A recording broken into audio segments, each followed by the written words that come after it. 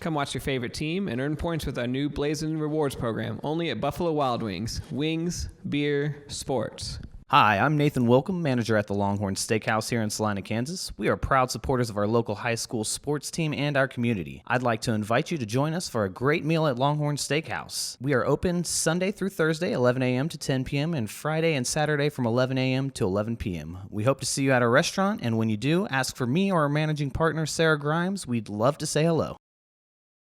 At Domino's, they work hard to make it easy for you to earn free pizza. How hard?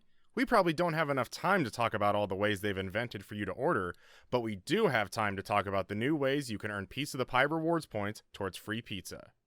Now you can earn points when you place an order by phone or in store. That means you can earn points any way you order. If you would like to enroll, see dominos.com/rewards or call Domino's. Papa John's is proud to provide this week's meal to the hardworking Friday Night Football crew at Community Access Television. While watching the big game, don't forget to order your freshly made pizza at papajohns.com.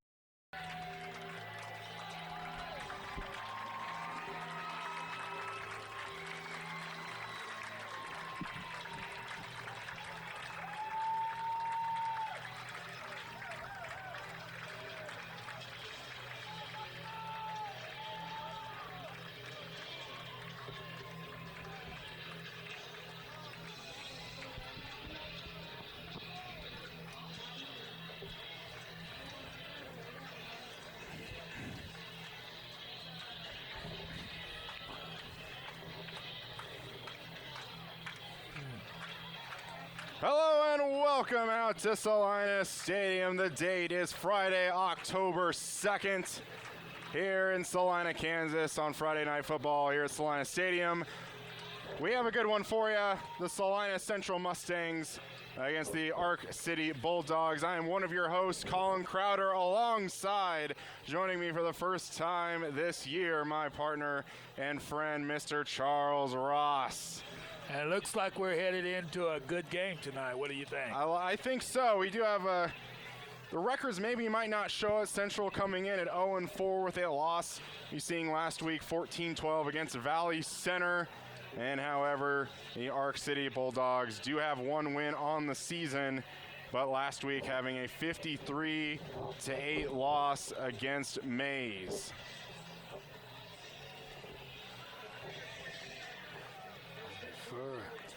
And it looks like Salina Central may be getting the ball first. Yep.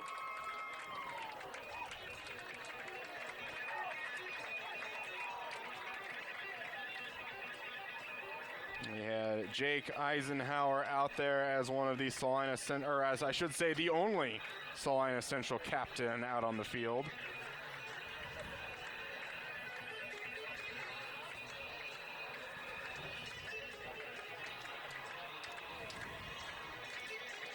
It may be a weird year, but the cold weather is starting to show itself outside, and that only means one thing, and that means in the heart of football season.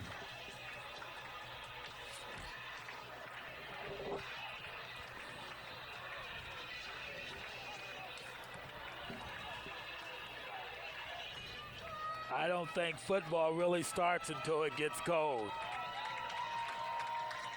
That's when the ball comes loose and all kinds of other things.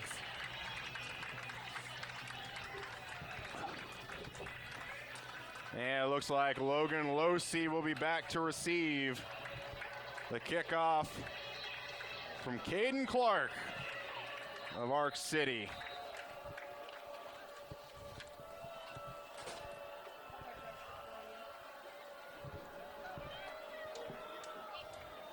And Clark's kick is away. Losey going to be fielding this at his own 2. Stumbles just a bit. Has some running room up the middle. Gets it out past the 20-yard line. Give him the 24-yard line, where Parker Kavanaugh and the offense will start for the first time tonight.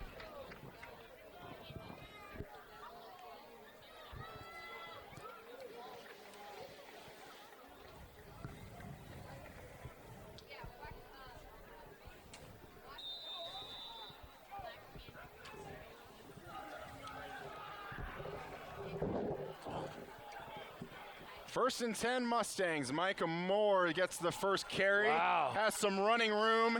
Gets a first down out across the 35. Give him the 36. Good start there for the Mustangs.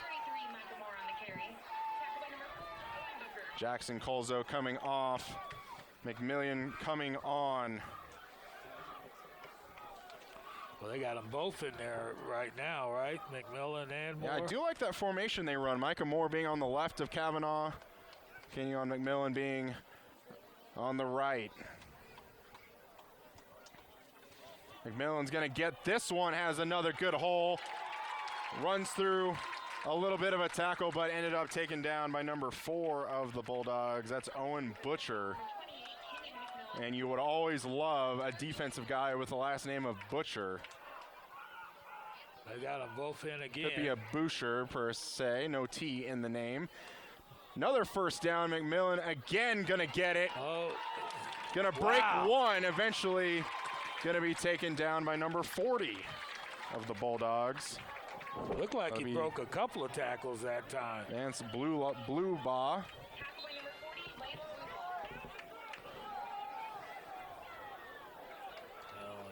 After 2 straight carries, McMillan will come off the field. Shoo.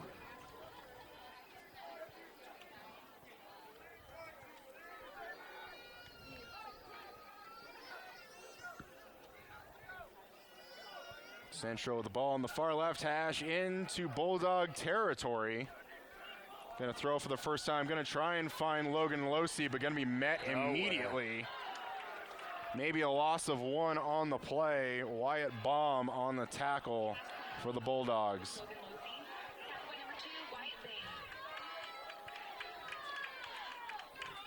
So the first negative play for the Mustangs. See how they respond on 2nd and 11. Well, isn't that the first passing play? That was. I'm not a betting man, but I would bet we see the run after we had 3 very successful runs up the middle.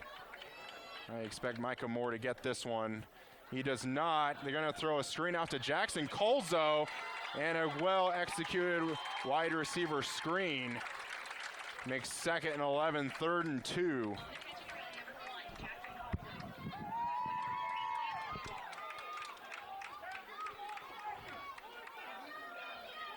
Bring up a pretty manageable 3rd and 1. Parker handoff. Micah Moore easily gets it into the red zone, the 15 to the 10 before he's brought down by a couple of Arc City Bulldogs. Move the chains, and we'll have 1st and goal from the 9.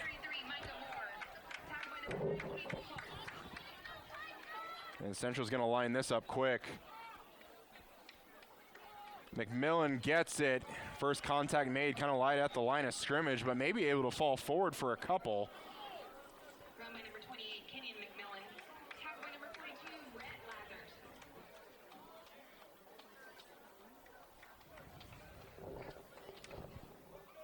Just under the 9-minute mark. Here in the first quarter, Salina Central with still 20 on the play clock, gonna look to the sideline for the play. Micah Moore is going to Moore get this again. one again. Again hit at the line of scrimmage, but still able to spin out of one, keep the feet moving, and pick up another 2 or 3 yards. Micah Moore. Tackled by number 4, Owen Booker. And a few new personnel coming on for the Bulldogs, one being number 13. It's going to be Rodolfo Zapata.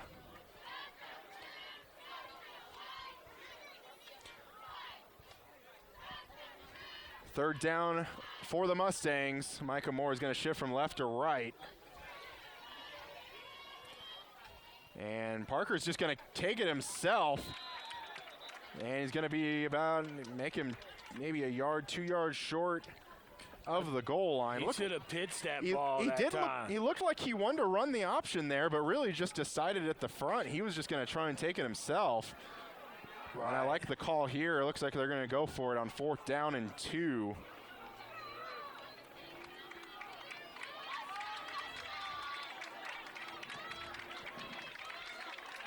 And a couple of Arc City coaches trying to hustle. They're going to take their first time out. To the Bulldogs. They might have scored on that last play had they pitched that ball.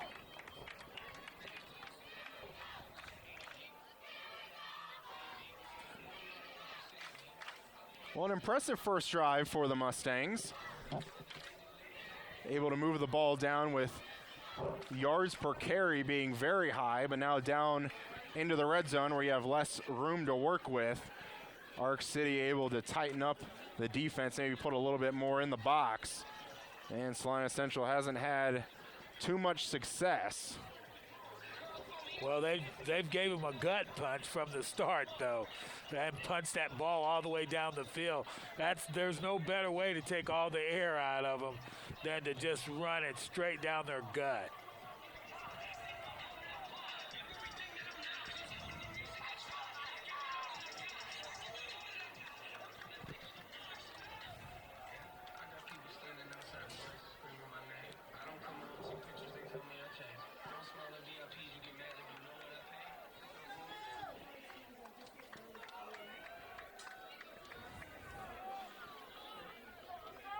And we'll see what the Mustangs dial up here on 4th and goal from the 2. Handoff, Micah Moore into the end zone for a Mustang touchdown.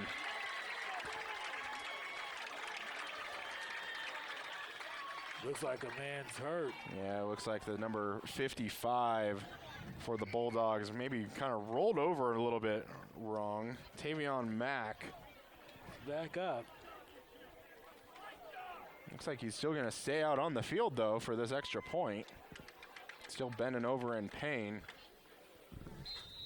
Mack Hemmer will try the extra point. And that kick looks up and good.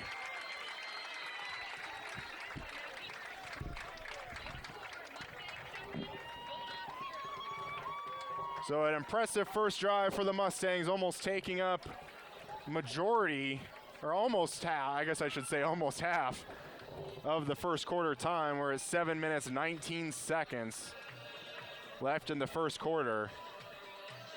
And the Mustangs certainly finding their success on the ground.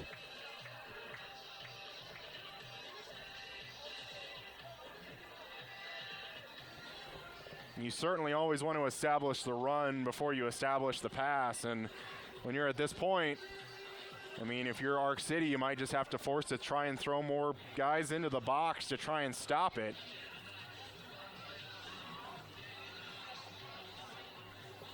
For the first time this year, at least the games that we've had, Salina Central coming out in the silver Mustang logo helmet.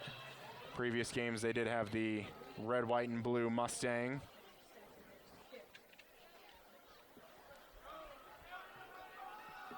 Mack Hemmer will kick this away. Devon Watkins and Zapata going to be back to field this one. And it might be Wilson. He's got some running room. Couple of Mustangs there, though, to wrap him up. before he's gang tackled. That's still a good return. Number 3, number 3, Devin Watkins on the return. Sacked by number 25, Brooks Richardson.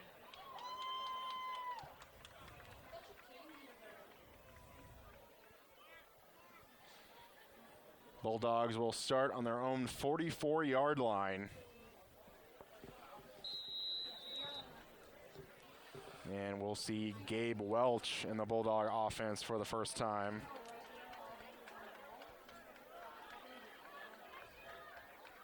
Man in motion, but this is going to be a handoff. Number 2 before he's met in the backfield.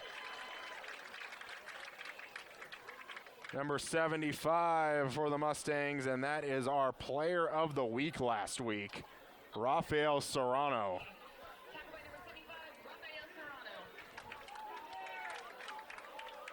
Serrano. Loss of 1, 2nd and 11. They're going to back out here and look, get the play from the sideline. Lucas Barnes, the wide receiver, is a junior at the bottom of your screen.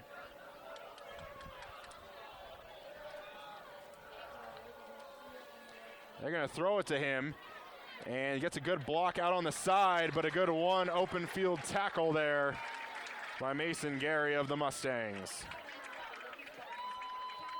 Mason Gary. Wow. He gained Mustangs are making a strong stand from the beginning here. gain of 2. They'll bring up 3rd and 9. As Barnes, who just had that reception, will come off the field. Trevor Pierce, 23, will be at the bottom of your screen. Now Barnes coming back onto the field. And he will line up there. It seems to be at the top of your screen. 5 on the play clock. And they're going to have to take another timeout.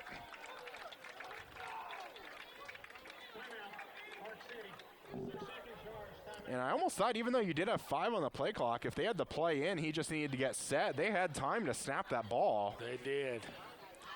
But our guess- city coach not too happy about it. You don't want to just play your way out on the first set, neither. So already just 5:47 left in the first quarter, and Bulldogs have already used 2 out of their 3 first half timeouts.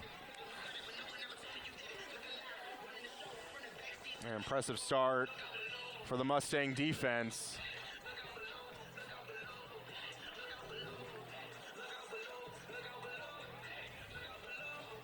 Who played overall pretty well last week against Valley Center. I do believe the 14 points they gave up were all first half points, did not allow any in the second half.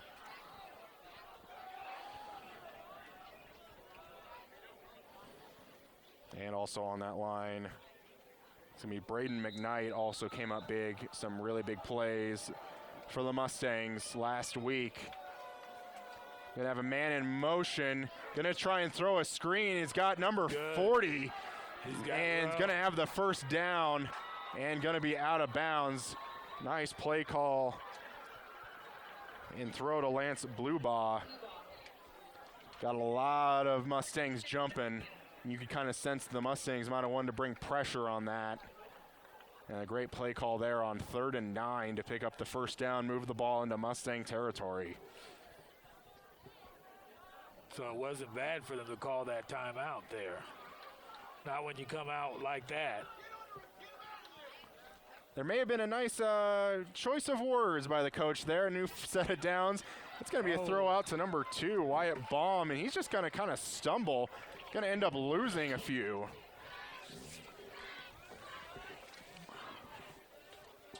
Kind of just seemed like an old sniper got him from up here. He didn't quite see who it was from up here, but. And Baum will come off the field. And Butcher will come onto the field as the inside receiver at the bottom of your screen. They're going to go 5 wide here on 2nd and 13. Empty backfield. No blocking, no nothing in the backfield. Mustangs look like they're only going to rush 3. And we might have a delay of game here.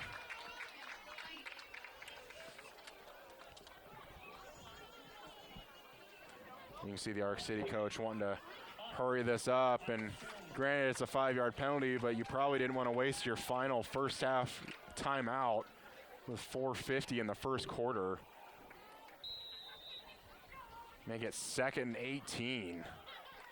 And they will. Now they got a back in the backfield. Yeah, we'll have Butcher in the backfield.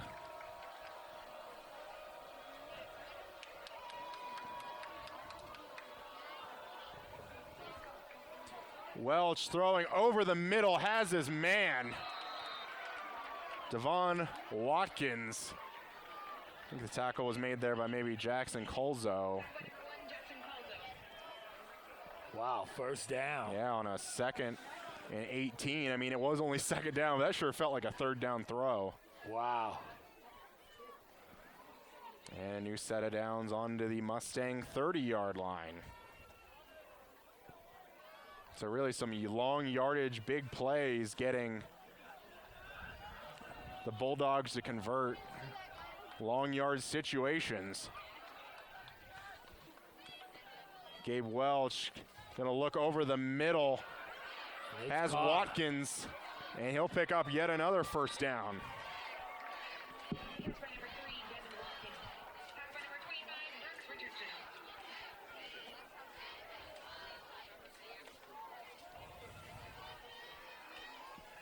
Move the chains again inside the red zone for the Bulldogs. Funny thing is they've done just the opposite. It looks like their passing game is moving the ball down the field, whereas though it was Salina Central's running game. Clark in motion, but it's going to be a handoff off the middle. And after a gain of 2, it's going to be Wyatt Baum going to be tackled.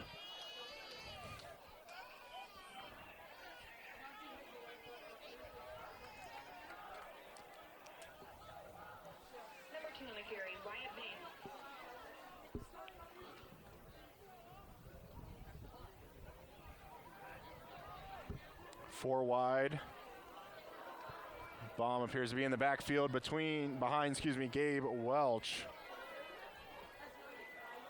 Now he's going to line up to the left of Welch.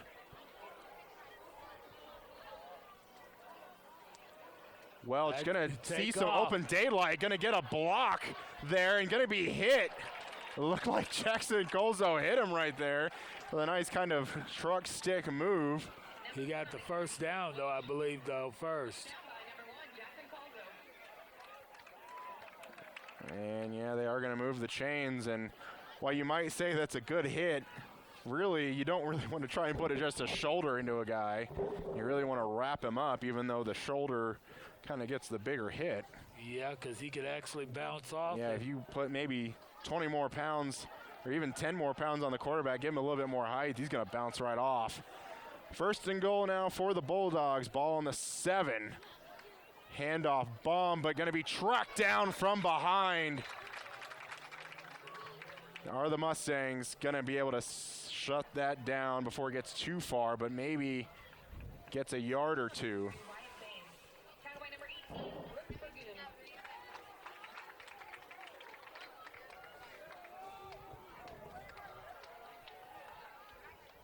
Second and goal.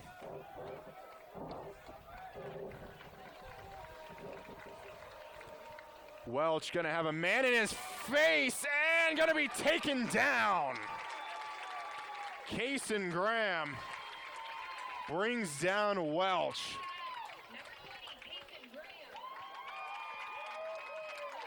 And that knocks him out of the 10-yard line to the 11. And that'll bring up 3rd and goal and long. Last time they were like that, I think they ran like 4 wide outs. Yeah, you can see when they were closer on the 5-yard line, they had kind of a double tight end set. Now they're going to spread it out a little bit more. Welch going to look over the middle, has his man, and going to be down at the 1. That appeared to be Caden Clark. And a good job keeping him out of the end zone and looking what the other team did on the 2-yard line, you better believe they're going to probably go for this. Yes, sir.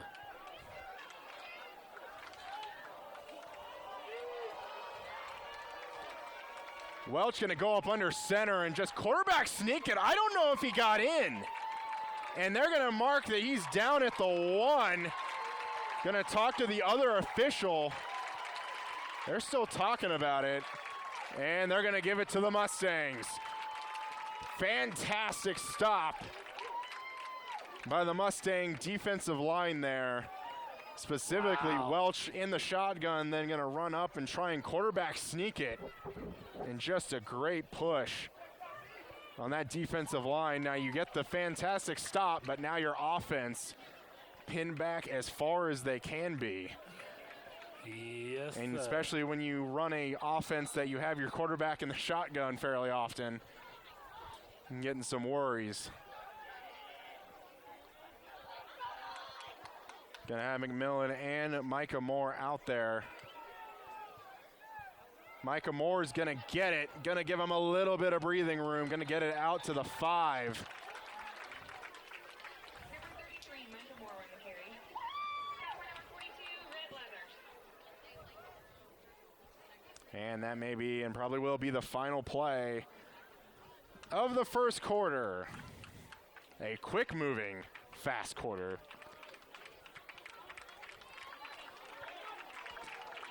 And as we mentioned, the end of the first quarter is here. Each team has had a possession, but the Mustangs the only team to capitalize. 7-0 Mustangs. We'll be back to start the second quarter right after this. Papa John's is proud to provide this week's meal to the hardworking Friday Night Football crew at Community Access Television.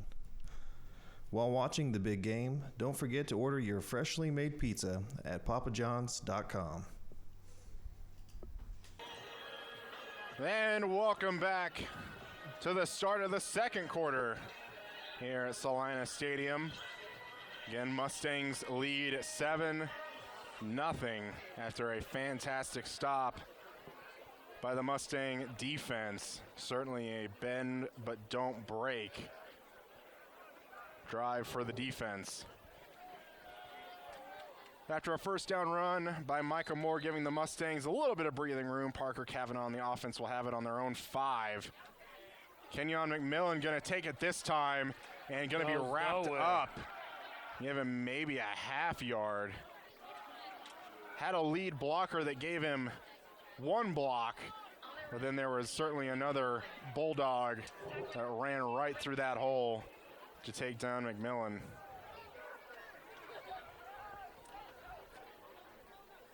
Third and 6.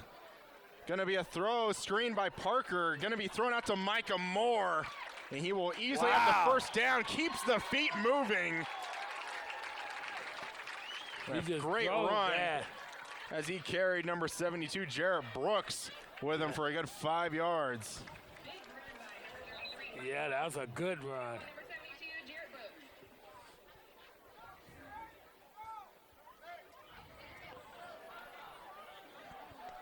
Mustangs will put 3 receivers on the top of your screen. Yeah. Handoff. This is going to be actually a keeper by Parker, and he'll get 2 as he's cut down by number 55 of the Bulldogs. That's going to be Tavion Mack. Parker Kavanaugh on the carry. Tackle number 50, Tavion Mack.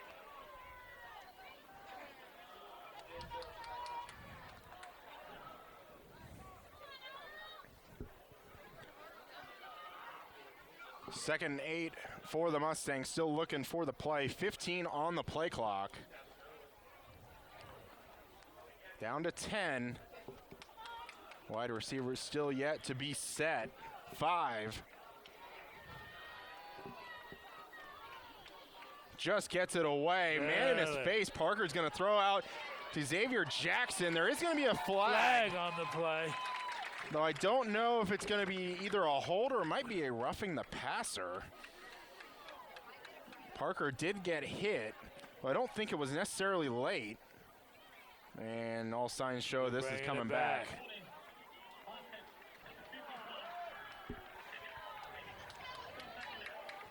Mason Clark going to be tagged with that When hold you there. lose,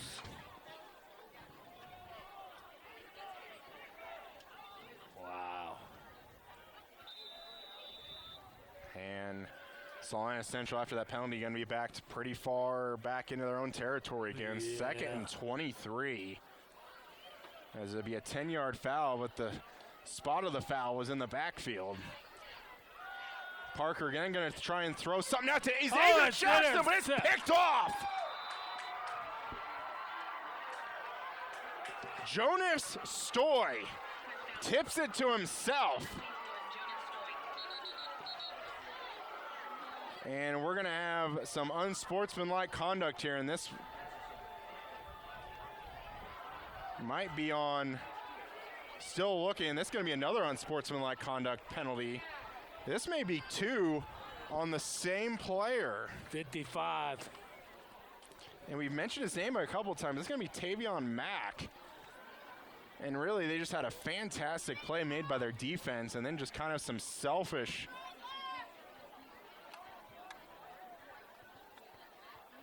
play right there.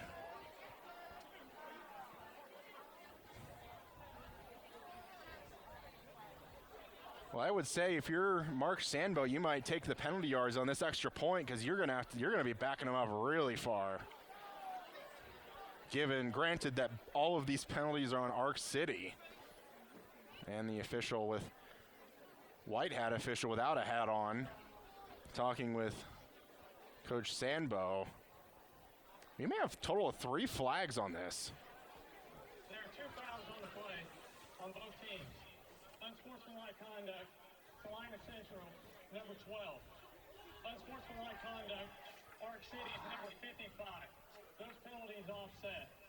Also, unsportsmanlike conduct, number 55. He has been disqualified from the contest. The penalty on number 55 will be assessed on the kickoff. So there's going to be a total of 3 penalties on the play. There's going to be unsportsmanlike conduct on number 55 of Arc City and Parker Kavanaugh, number 12 of Salina Central. Those penalties are going to offset, so that's not going to affect this extra point. Though, however, the other unsportsmanlike conduct against number 55, after even farther than the 2 that were originally thrown, that's going to be accepted on the kickoff.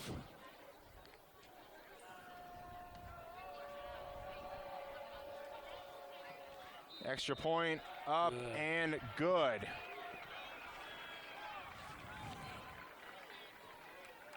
Wow. Again, the total of 3 unsportsmanlike conduct penalties.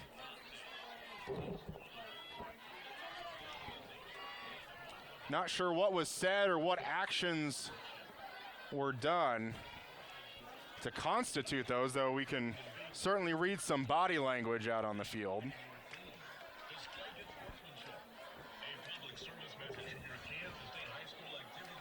And after that, we do have a announcement over the PA machine about good sportsmanship.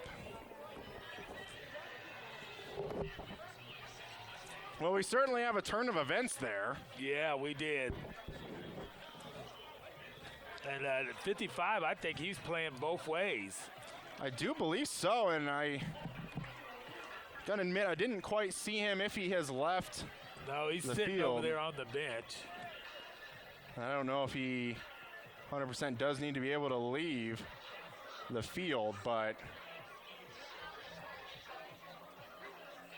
kind of what we saw a couple weeks ago with Salina South and Campus had a player that had an unsportsmanlike conduct on him, and then the same play came back for some more and got himself disqualified. Very similar situation here. But regardless, Bulldogs tie it up 7-7, 9:54 left before halftime. And Clark's going to be kicking this away on his own 25. And they're still going to kick it short. And going to be fielded. It does appear Salina Central gets on at Mac Hemmer looked like he kind of called fair catch, but you couldn't 100% tell. Looked like he tried to put his hand up and then he decided not to, but regardless, Salina Central does get the ball. Granted, 1 yard into Bulldog territory. It's going to be a great start of field position for the Mustangs to come down here and get another touchdown on the board.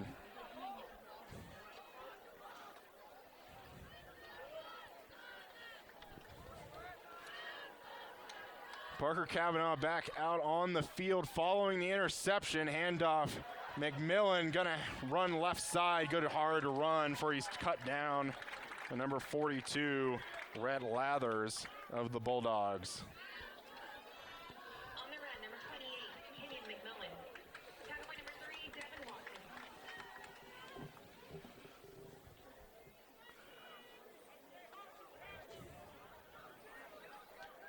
Good first down play, sets up 2nd and 4. Handoff, McMillan again. Gonna try and ride a block, but will only pick up 1 yard.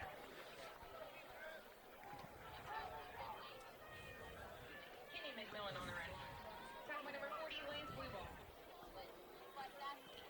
McMillan will come off the field. Jackson Colzo will come on. As Mustangs will try and huddle up just a bit here. 20 on the play clock. We'll see how long it takes for them to line up and get the play in.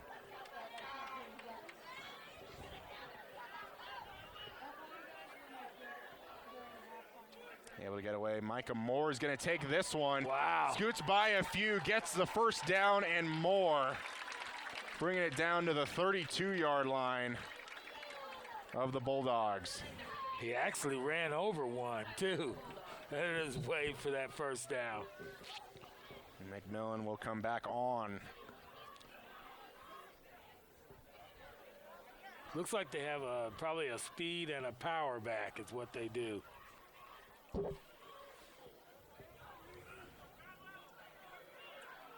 New set of downs. Another little high snap, but Micah Moore is going to take this again and really might have tripped himself up and stumbled. And we're going to have an extra flag here. This looks like it's going to be on number 35 of the Bulldogs. Eden Whetstone threw down a Mustang kind of after the play. Wasn't sure if that was necessarily enough after the play to constitute a flag. But it looks like they're gonna mark it off. They're gonna have it.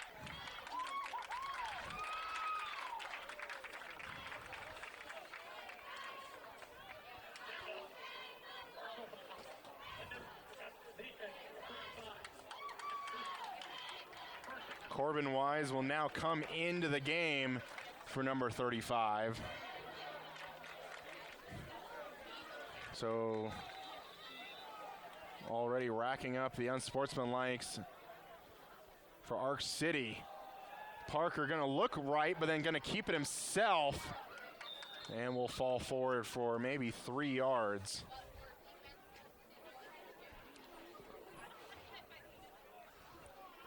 First down is still achievable at the 2. Parker Kavanaugh. Tackle by number 12, Corbin White.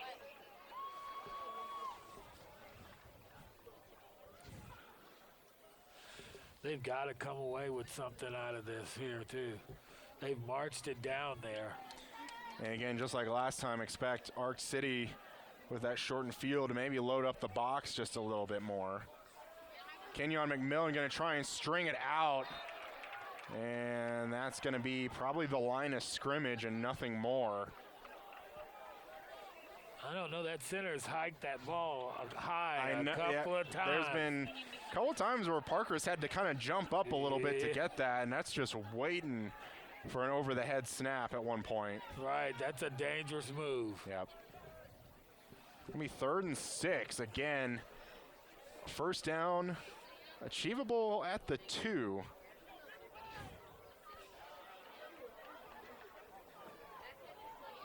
And number 12 will come off, and it looks like Mark Sambo is going to want his first time out of the half taken there.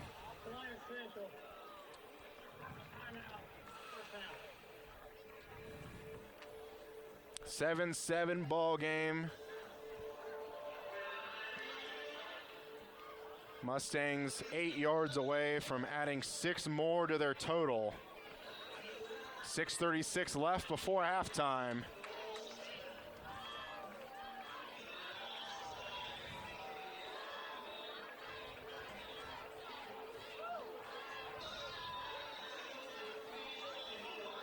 A good opening drive by the Mustangs, a fantastic stop by the Mustang defense. About as deep as you can get into their own territory, but then second quarter begins. Mustangs give themselves a little bit of breathing room, but then a holding call puts them back even farther. Mustangs look to try and get some yards back from a screen play to Xavier Jackson, and it is tipped by an Arkansas Bulldog and just walked into the end zone. And that gives us the 7-all score.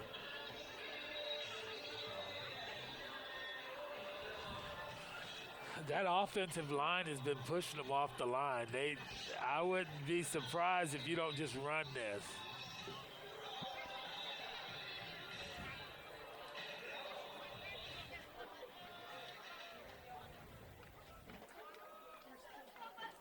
And it seems like they certainly have had the success of running it up the middle instead of running it wide.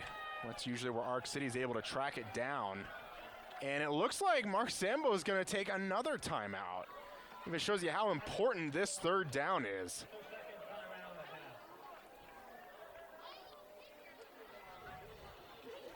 So there was something Mark Sambo drew up and then didn't like. And just like that, each team having one timeout left.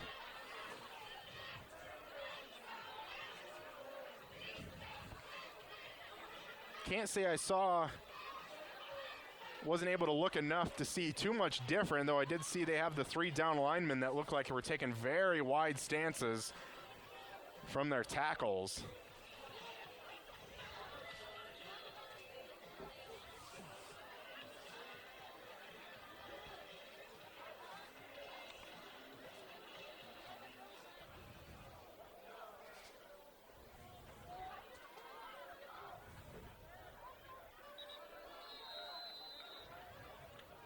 And they are again. Outside lineman not even going to be down. It's going to be a handoff. Micah Moore up the middle. One man to beat into the end zone. Touchdown, Mustangs. That's 2 touchdowns for Mr. Moore, isn't it? I do believe it is. And really, that just seemed pretty easy right there when Ark City just spreaded the field on defense. And you just ran that ball up the middle like they've done most of the night. And there just wasn't anyone there. Matt Kemmer will try and add another point onto the lead. And it is up and good. Micah Moore with the touchdown run on third down. And with that, the Mustangs now lead 14-7.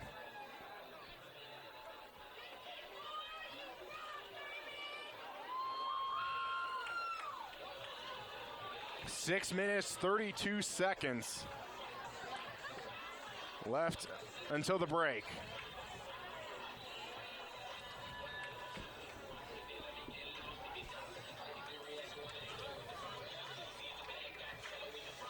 And off in the distance, we do have Salina's finest. With a, let's just call it a traffic stop. I call it a light check. Yeah, exactly. They're just seeing if their lights can work. You're going to hope that it's a light check at that point.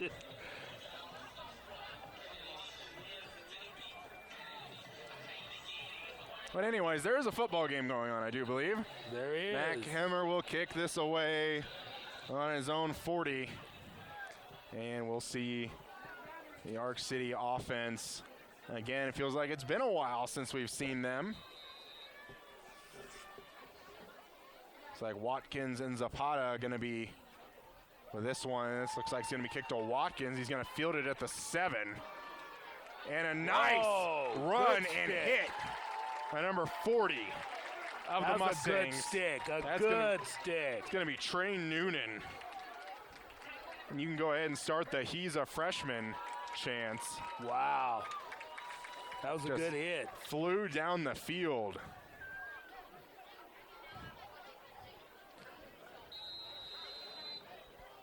But special teams is usually what gets you more playing time in the end anyway. So that's a good hit he made. And they still have the tee on the field.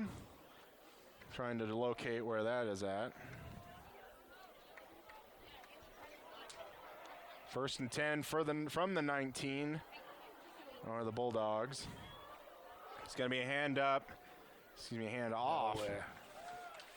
And that's going to be a gain. They're going to mark him with forward progress. It's going to be a gain of 2 to the 21. And that might have been Wyatt Baum on that carry. Number 2 on the carry, Wyatt Bain. Tackle by number 75, Rafael Serrano. Rafael Serrano with the tackle yet again. Can be 5 wide here. Gabe Welch, Nobody in the backfield. the lone man. That's a dangerous move there. Gets it away, throw across over the middle of the field, but going to be slung down by number 5 of the Mustangs. That's going to be Nick Clayton. On the catch, number 3, Vaughn Walker. What did he pick up? About 4 yards? Nick Clayton.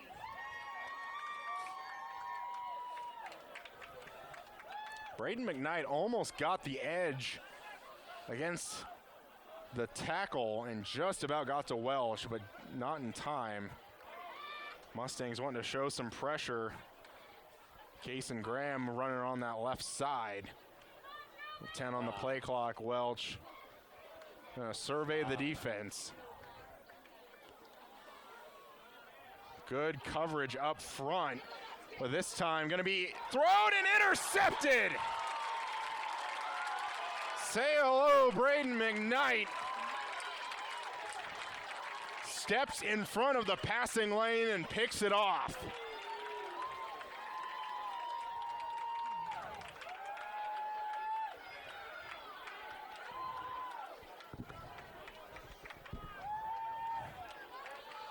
Well, usually you don't expect on a 3-man rush one of your defensive linemen to be the one that picks off the quarterback. No, you don't. Another nice little tip drill as McKnight comes down with it. 1st and 10, Mustangs. Ball on the Bulldog 30-yard line. Parker gonna get with a ball hit out of his arm. Parker not able to get on it. And then another man able to get on it right there. Wow. And that could have been some Yeah. trouble for sure. Yeah. One thing I noticed on that play, Hayden Whetstone, number 35, hit his man. Seemed to be a little late, and you could see him run over and pick up the person he hit over fairly quickly because he was one of the players that had the unsportsmanlike conduct earlier. Certainly another one would have him disqualified, but a huge loss.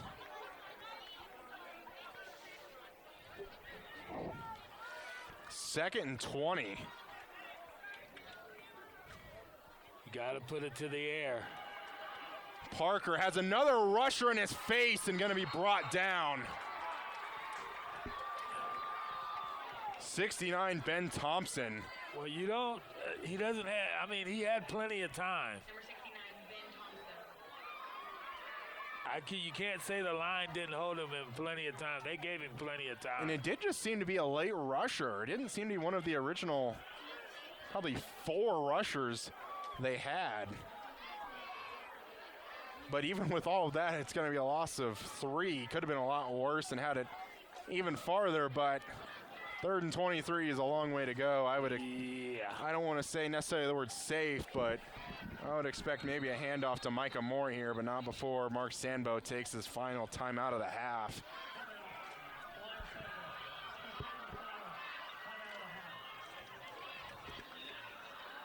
Following the turnover, Arc City's defense coming up big. Already scored once. And they're driving the Mustangs back.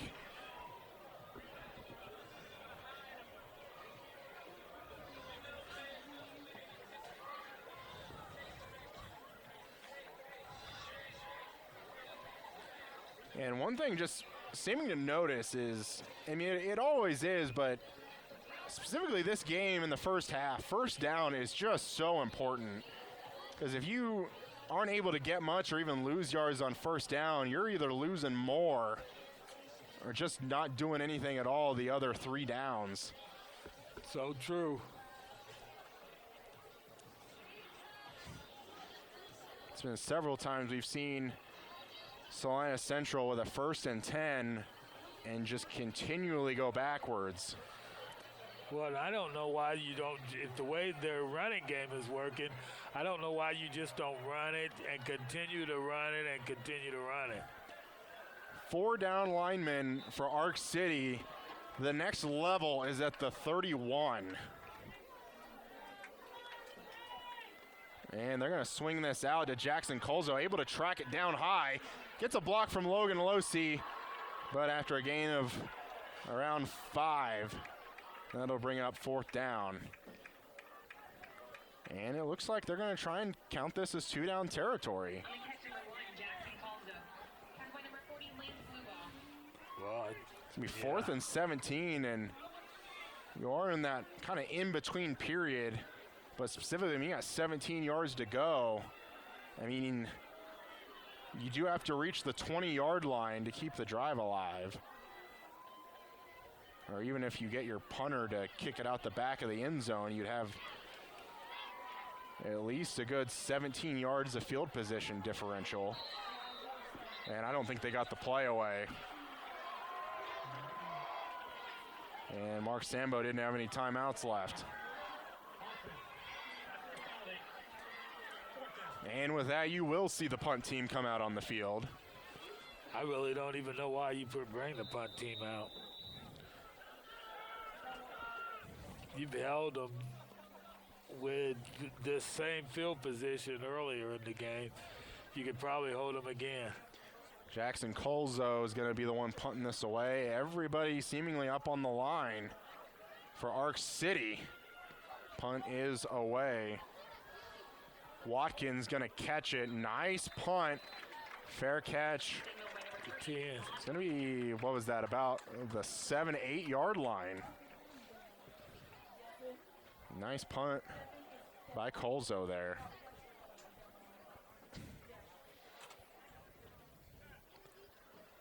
Now Arc City needing to go 92 yards with only 2 minutes, 12 seconds left. And only 1 timeout. Mustangs lead 14-7.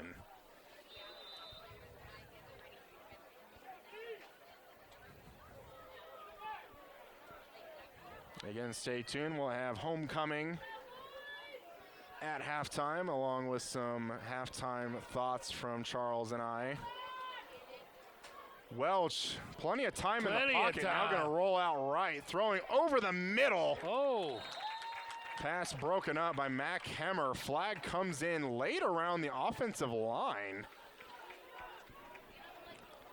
And we'll see what this flag is. There didn't seem to be any Mustangs around, so this could be on Arc City. Seemed to be kind of a late flag.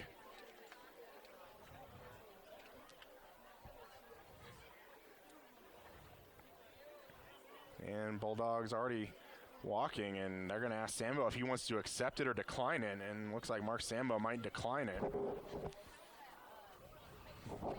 Because really, when you're that much in your territory, you're not able to. Downfield, offense, number 69 and 50.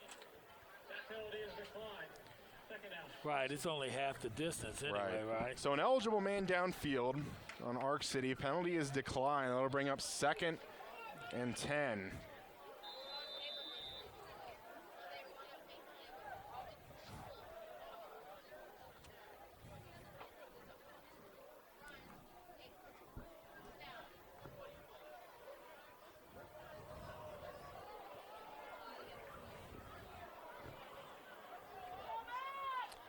Welch back to pass, has a man in his face, throws it away to his running back. No. And he's maybe able to pick up a first down. I think he Boucher. did pick up the first down. Wow. Complete to number 4, Owen Booker. Boy, he just barely got that off, too. That man saw his life, I should say kid saw his life flash before his eyes that last play. I guarantee it. Well, what could have been a disaster goes for a first down. Still able to pick up the first down. Yeah. Minute 54 still on the clock. One timeout for Arc City. Play clock at 6.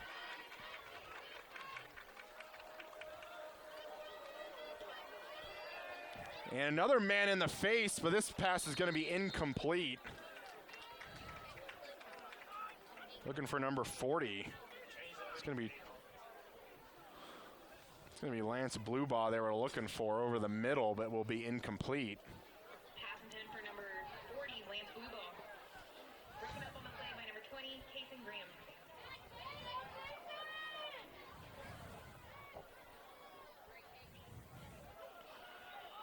Second and 10 now.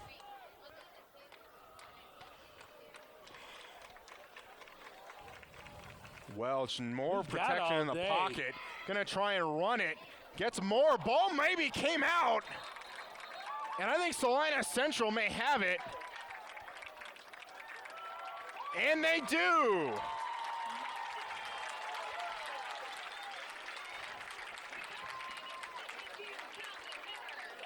And really, you want to put that on the quarterback just because he was the one that fumbled it, but you really kind of have to put that on the quarterback for abandoning the pocket so early.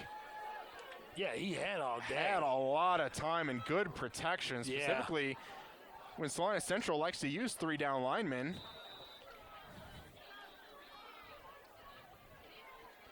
But Salina Central with a chance to add more with a minute 42 left. Handoff, Kenyon McMillan going to be up the middle to the 10. Can he get by with a great block Touchdown. by Xavier Jackson on the backside? Touchdown, Mustangs.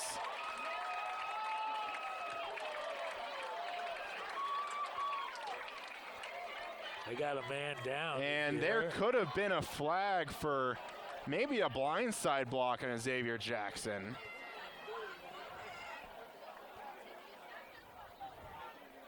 As I think that might have been the player he hit, but no flag on the I don't play. see a flag. We've seen that called a few times this year. He's getting up. That's a good thing. And that is Boucher.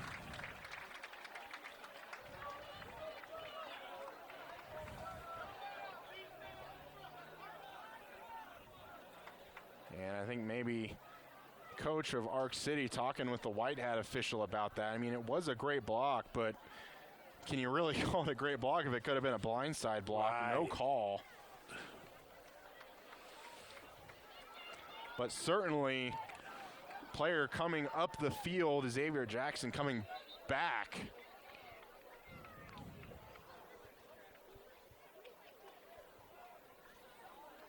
But certainly the Mustangs will take the no call. Hemmer on to add one more.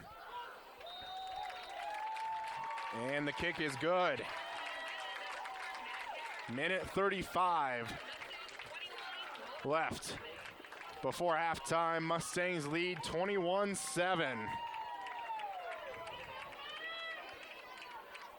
Another great play by the defense. Another turnover created.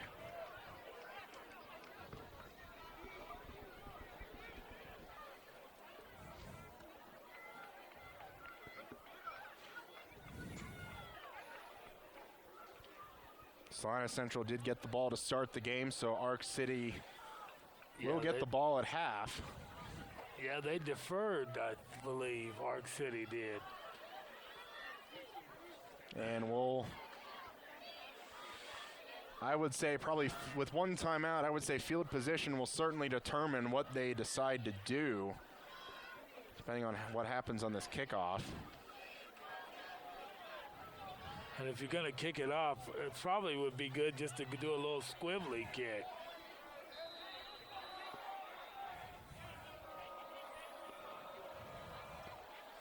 They're kicking A little chip deep. shot, going to be fielded by Watkins at the 18. Going to try and have some blocks set up, but the pile will converge. Flags. Flag come through on the backside.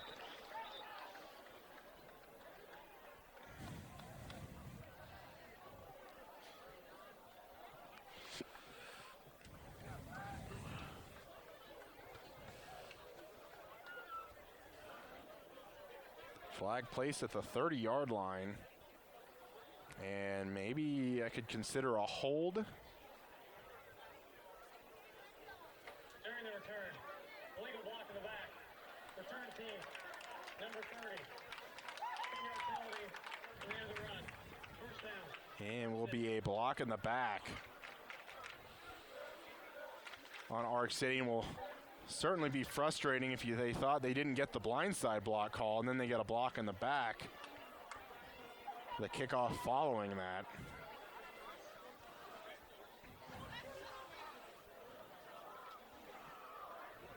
But certainly some unsportsmanlike conduct penalties on Arc City have not helped their case. Ball on the 16-yard line of Arc City, and they're going to go 5 wide here. Wow. Welch over the middle at the 20. We have another flag that comes in. It's like that pass was caught by number 4, who seemingly was the one who got hit on that blindside block. And we'll see what the flag is here, and they're walking it back even more. It's going to be a hold on Arc City.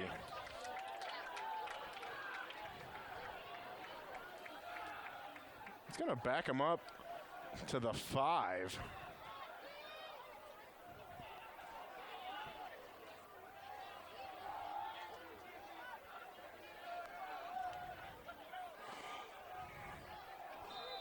And really, if you're Salina Central here, you might want to try and dial up some pressure. Going to swing out Butcher left side, and he's going to have some open running room to give him some space. Going to be a few yards shy of the original line of scrimmage. And if you were maybe Mark Sambo, if you had some more timeouts, you might be calling some. Yeah, you would, but when you don't have any. Don't have any. 1 minute left and counting. Still one timeout for Arc City. Welch going to launch right side and going to be overthrowing his receiver, Devon Watkins. Mac Hemmer, Jackson Colzo in the area. Intended for number 3, Devon Watkins. On the target, number 4, Matt Hemmer. Stops the clock at 51 seconds. 3rd and 12 coming up. 5 wide yet again. Boy, I don't know if Central don't just need to rush one more man at them right now when they don't have anybody back there to block.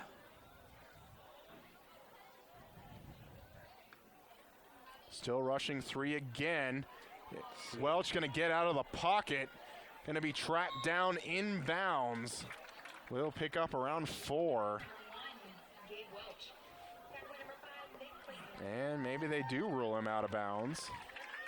I certainly thought he was tackled inbounds, though the clock is stopped at 41 seconds.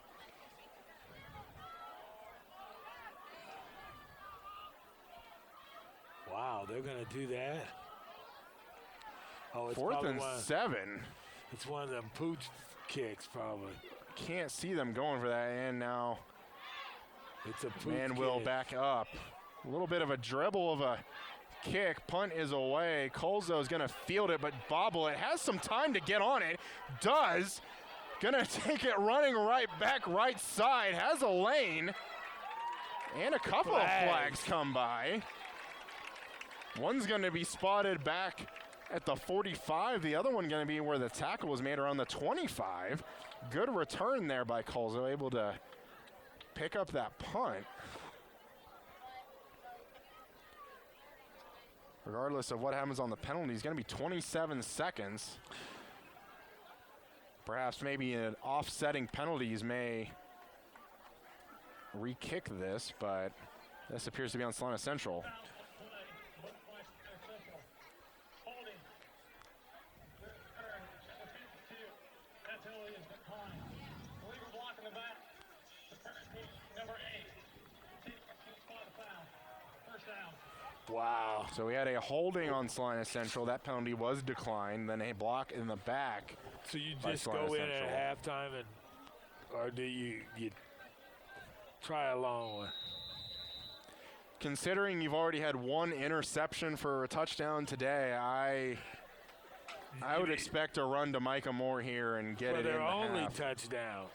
But Parker is going to drop it back, going to try and throw to Xavier Jackson, and really missed him. But I guess if you're not going to have your guy catch it, nobody's going to catch it.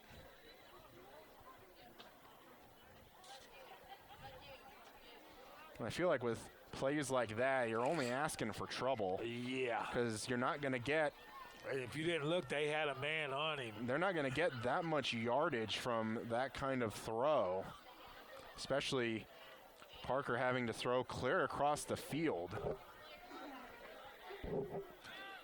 There he goes. Second Here down, he comes. man in his face, going to throw on the run. Going to be knocked down by number Flag. 35, but here comes another flag at around the line of scrimmage.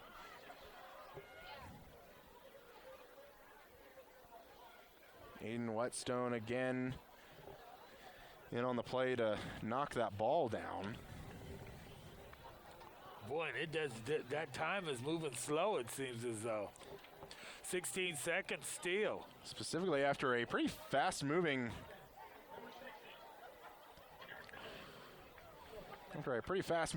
first quarter. The second quarter starting to drag a little bit after a hold on the Mustangs. Going to back them up 10 yards.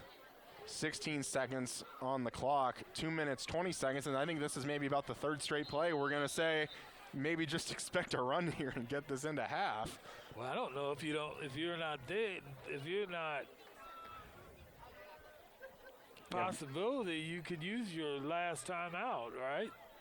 Yeah, if you're Arc City, I mean, You hold them here. yeah, even in one incompletion would certainly help that. Man, this is going to be a handoff Micah Moore, and that's going to be kind of the safe play here. And they're going to take a timeout. Arc City will take a timeout with 6 seconds left. I don't know that I would have did that.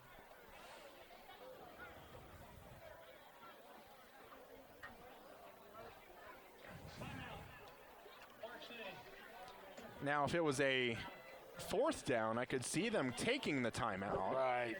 But on a third down, you Really, what they needed was for Salina Central to pass.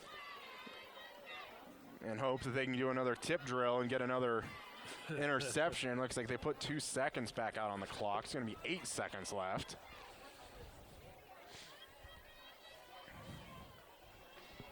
A couple of coaches for Arc City next to us were seemingly ready to go in at half.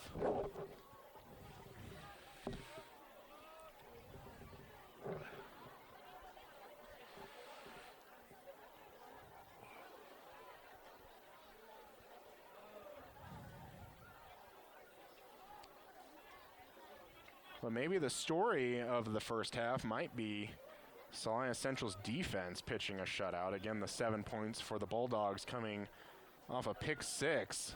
Either that or Salina Central's offense has all the points on the board.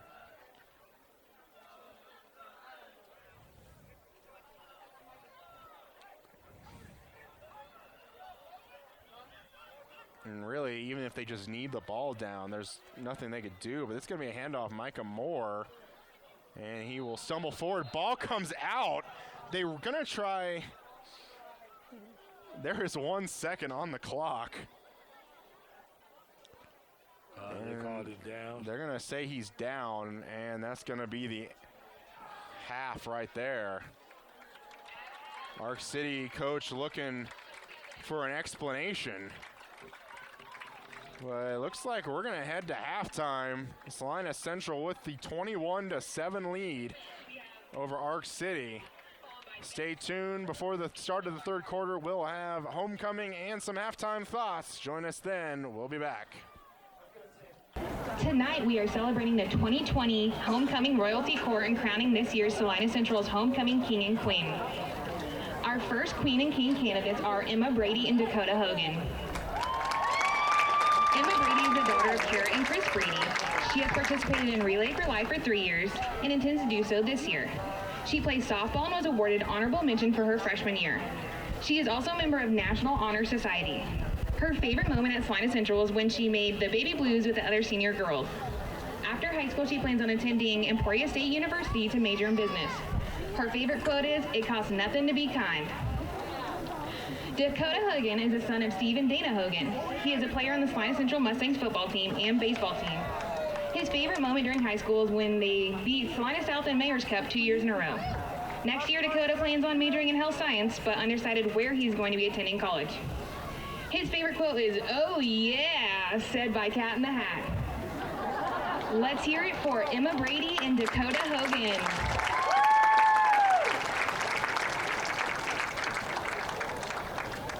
Our next Queen and King candidates are Callie Sanborn and Brooks Burgoon. Callie is the daughter of Roger and Michelle Sanborn. Here at Salina Central, she has been on the honor roll every year and is currently a National Honor Society member. Callie has been on a team leader for Relay for Life for 4 years. In tennis, she qualified for state her freshman year, placed 7th at state her sophomore year, and placed 4th her junior year. She also has been back-to-back regional champions in tennis. On the soccer team, she was first team All-League forward and a captain. Next year, Callie plans on attending the University of Kansas, but is undecided on her major. Her favorite quote is, "If you want crappy things to stop happening to you, then stop accepting crap and demand something more." Brooks Burgoon is the son of Pam and Daryl Burgoon. He is on the football team and the wrestling team, and also tennis here at Salina Central. Brooks has been on honor roll every year and is a member of National Honor Society. He has participated in Relay for Life every year. His favorite moment in high school is winning the Mayor's Cup his junior year. After Brooks graduates, he plans on attending Kansas State University to major in business. His favorite quote is, "Ricky Bobby, if you ain't first, you're last." Let's give it a round of applause for Callie and Brooks.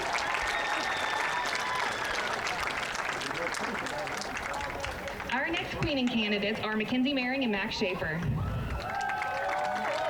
Mackenzie is the daughter of Greg and Jennifer Maring. At Salina Central, Mackenzie has been a player for the volleyball team and softball team.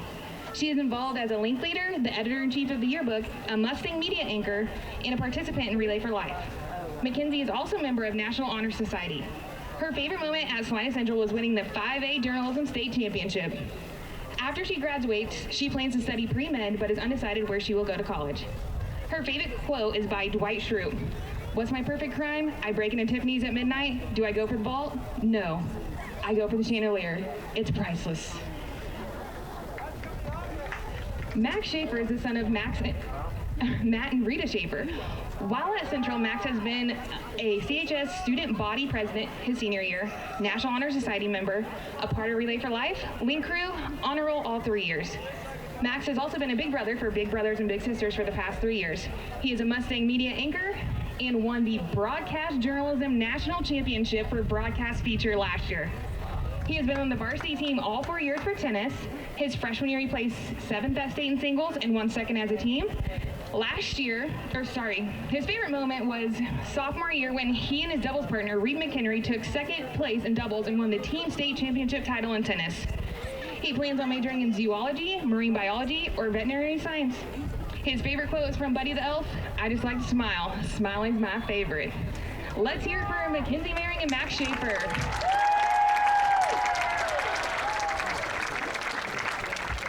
Our next Queen and King candidates are Reagan Geisler and Jake Eisenhower. Reagan is the daughter of Pam and Ed Geisler. She was on the basketball team her 9th and 10th grade year, on tennis for all 4, and will continue to do track for a 4th year as well. Reagan has been a link leader for 3 years, done Relay for Life and FCC LA. Her favorite moment at Salina Central was getting to make a haunted house at state tennis. Reagan plans on attending college out of state for track and field, where she will study pre-med. Her favorite quote is, "Believe you can, and you're already halfway there." Jake Eisenhower is the son of Mona and Terry Eisenhower. He is on the Salina Central football team and baseball team. His favorite moment at Salina Central is beating South during last year's home game. After high school, he plans on attending his education in the field of medicine and play football. He has not chosen a college yet. His favorite quote is, "Pressure is a privilege." Let's hear it for Reagan and Jake. Our final Queen and King candidates are Aaron Flax and Joshua Cunningham. Aaron is the daughter of Ruby and Randy Flax. While at Central, Aaron has been a part of softball, band, Scholars Bowl, and yearbook. She is a member of the Thespian Executive Board. Her favorite high school memory was when the State One Act, Lockdown, was chosen for International Thespian Festival. After high school, Erin plans on attending Kansas State University and majoring in music education. Her favorite quote is from The Office, "The only time I set the bar low is for limbo." Josh Cunningham is the son of Robert and Visa Cunningham. Here at Salina Central, he's involved as a link leader and part of junior leadership. He is a treasurer for the Executive Board for Theater, a member of National Society of High School Scholars, and is a member of Coraliers and Free Spirit.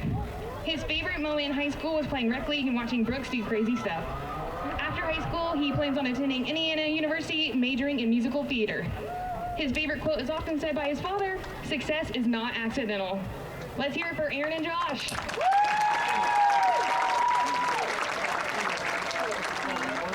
Here to crown this year's winners are Jackie Dyson and Israel Torres, the elected king and queen from last year's homecoming. Jackie is the daughter of Amber DeLauder and Michael Dyson Sr. She is currently attending Emporia State University and majoring in social sciences education. Israel is the son of Ruby and Juan Torres. He is currently playing football at Benedictine College, where he majors in biology with a minor in business.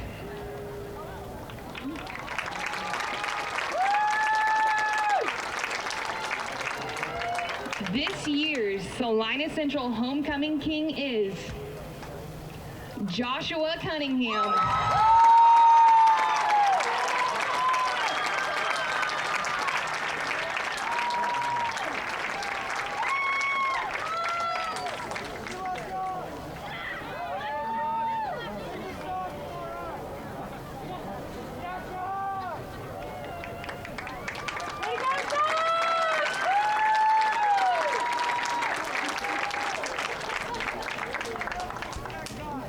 This year's Salina Central homecoming queen is Aaron Flax.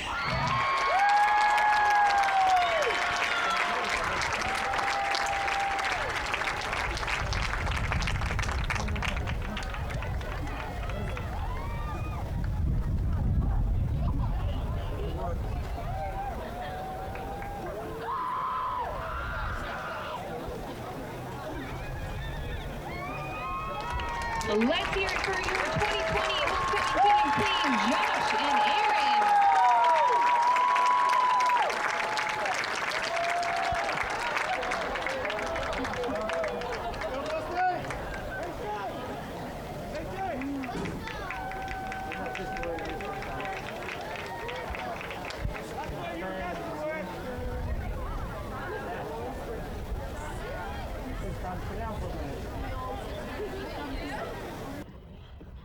Hello and welcome to the Salina Media Connection halftime show. Again, your score, Salina Central 21, Arc City 7. I'd say the story of the first half has got to be that Salina Central defense. Again, that 7 points is because of the Arc City defense on a pick 6. Let's talk about that Salina Central defense with a great stop to start the game. And I would say that is correct. But really, if we really look at it from the opposite way, Central's put all the points on the board. They gave 7 to them, and they put the 21 up. The defense has held their ground, and that's why they put a big egg on them. They've gotten 2 turnovers so far, 1 interception and another fumble recovery. Certainly, you hear the term bend, don't break. I'd say it certainly applies here. Giving up the yards, but not allowing Arc City to get into the end zone. And I think the Central main thing is the run game. They have pushed that ball down the field in the run game. And I think Michael Moore has 2, and I believe it's Kenyon McMillan has the other one, yeah. I believe. So great work from the running backs for Salina Central. Of course, got to give credence to that offensive line as well. That's right. But Micah Moore has a lot of contact out there, but he seems to be carrying some guys around. He made a pretty big impression here in the first half. He did. He did a great job. So I do believe Arc City does get the ball to start the second half. We'll see if they can actually bring some life, put some points up on the board, make it a little bit closer. But again, our score 21-7, Salina Central. We'll be back with that second half right after this. Papa John's is proud to provide this week's meal to the hardworking Friday night football crew at Community Access Television. While watching the big game, don't forget to order your freshly made pizza at papajohns.com.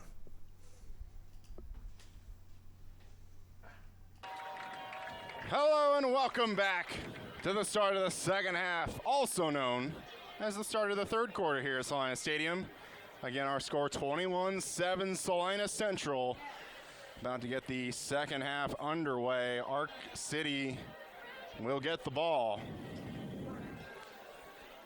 The Central plays anyway like they played the first half. They should win this game.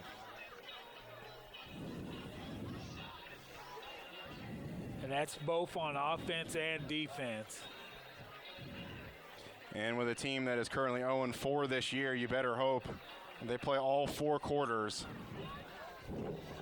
as the game is certainly still within reach, and we've seen the tides of this game turn pretty fast, specifically turnovers being a big story. Plenty of penalties also in the first half, seemingly more to outweigh on the Arkansas City side.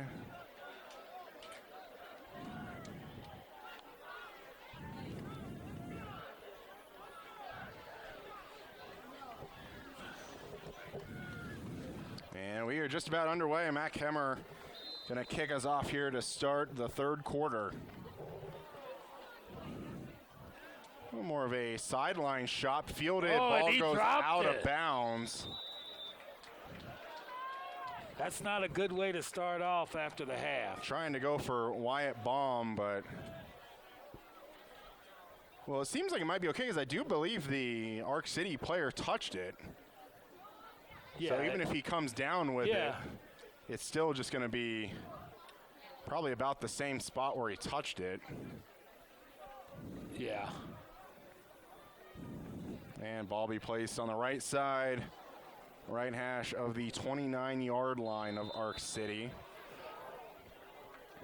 Their offense hasn't done anything really all night. Look for that defensive line, Rafael Serrano, Braden McKnight, that three-man rush, looking to get some more pressure. Well, it's going to be a first handoff run, misses one, but going to be tackled after a gain of one. Kason Graham going to be coming up with the tackle on Baum.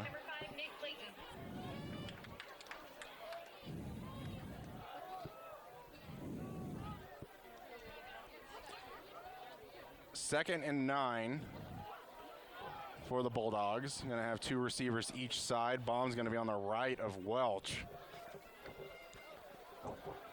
And they bring pressure up the middle. Going to have an easy just pitch and catch with a lot of running room to Devon Watkins, but just drops it.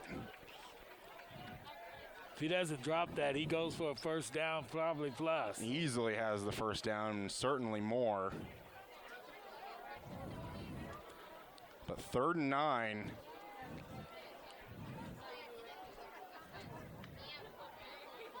Salina Central looking like they want to bring a little pressure. Brooks Burgoon, kind of a little stutter step, might be coming off the edge.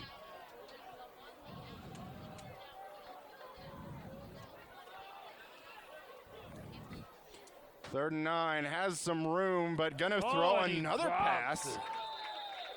And granted, Baum drops that one, but really didn't have anywhere to go if he would have caught it.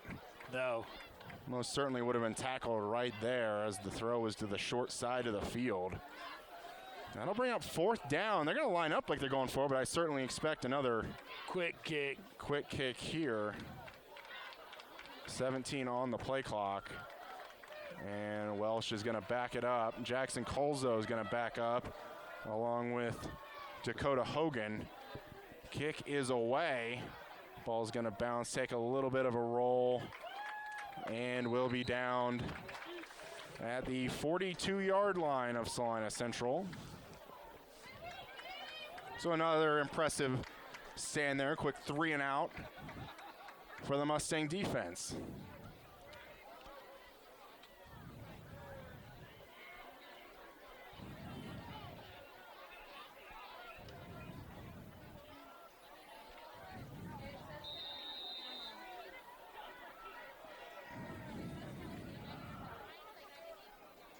Salina Central still looking to get lined up.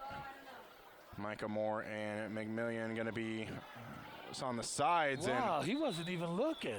well, I think that throw was supposed to go to Xavier Jackson where Logan Losey was going to blocking out in front, but I think Parker just threw it so far in front. It looked like he was throwing it to Logan, but it was meant for Xavier. I'm surprised that ball didn't hit somebody in the helmet. It hit Logan Losey in the helmet. So maybe just a poor throw or some miscommunication on where that ball was going to be placed. And they're going to go back to throw again for Xavier Jackson and just going to miss him and not really giving his receiver a chance. And already just like that, it's going to be 3rd and 10. And the guys that have gotten you in the end zone, Micah Moore and Kenyon McMillan, not really getting a shot yet.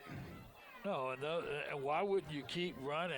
You use your bread and butter. What's got you there? And now you have 2 incompletions on 1st and 2nd down. Now you're And in you long can't- yardage situations. Yeah, you You're can't afford to. certainly in throwing situations now. Kenyon McMillan comes off. Now Micah Moore is going to be the only back to the right. Parker has men in his face, and he better just tuck that and go down. Multiple Arc City Bulldogs take down Parker Kavanaugh.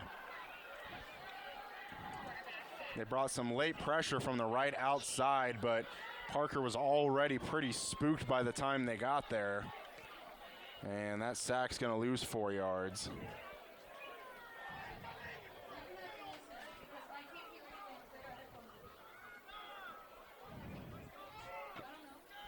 Jackson Colzo will be back to punt this away. Pretty good punt. Gonna bounce it around the 33 and down by Logan Losey. It's a good down there. That ball certainly looked like it was coming back to bounce the Bulldogs' way.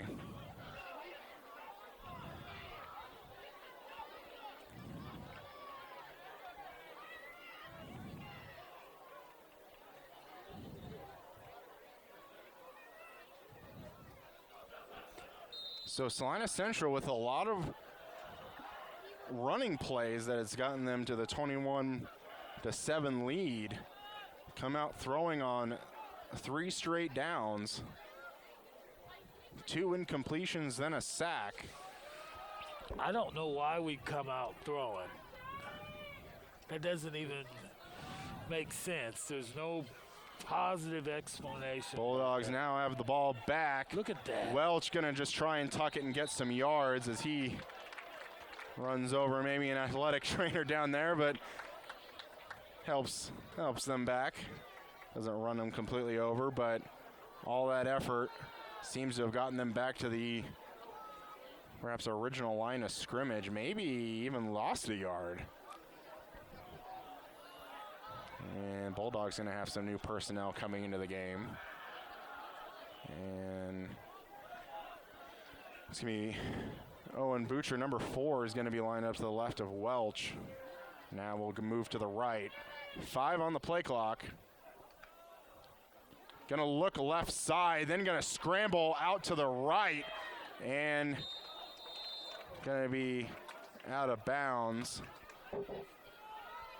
And really, I think that was just a smart play just to kind of throw that into the ground, because that was definitely a smart really play. Any throw that you make is going to be across your body, and it's just live to fight another day. Good decision by the sophomore quarterback, Gabe Welch.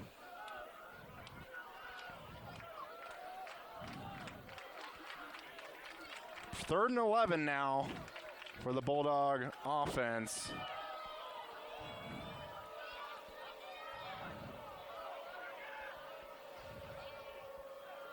Gets the play off with 1 on the play clock.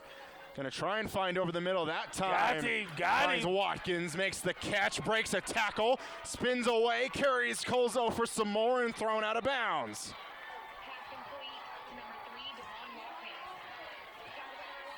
That's been And we open may have all a night. flag right there on Jackson Colzo.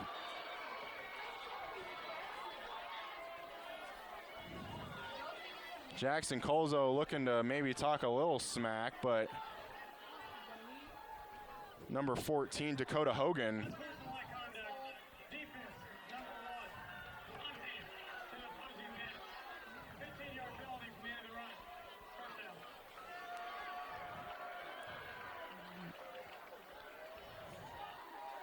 down. Again, Dakota Hogan kind of pleads his case to the official right after that.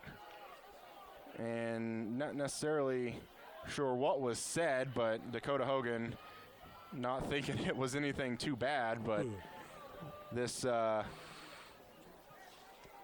referee group has already had one ejection they've had to make, or should I say disqualification.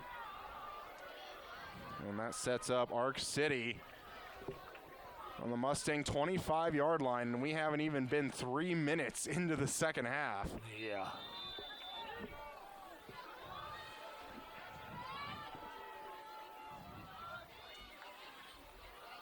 Gonna be throw on first down. Another pass Oh, just he gonna be dropped dropped.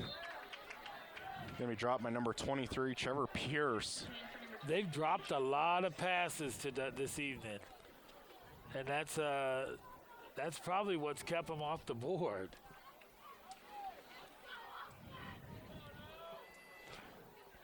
Especially when you're down 14, don't want to have some drop passes, just essentially wasting some downs. That's it.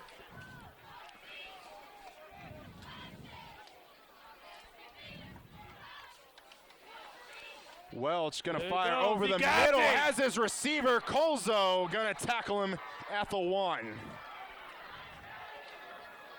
Lance Blubaugh with a nice reception, gets them down to the 1-yard line. I don't want to say it too early, but we may be coming back to that unsportsmanlike conduct penalty by Jackson Colzo, maybe by the end of this.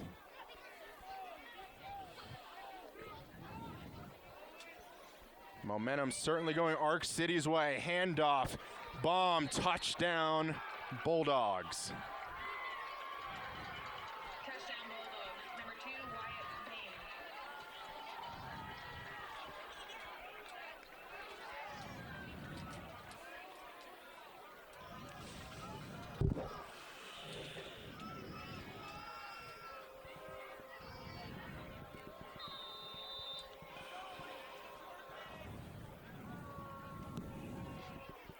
Clark with the extra point, up and good. Extra point is good. Number 9, Caden Clark. And still not 3 minutes into the second half. Bulldogs have cut it to 7.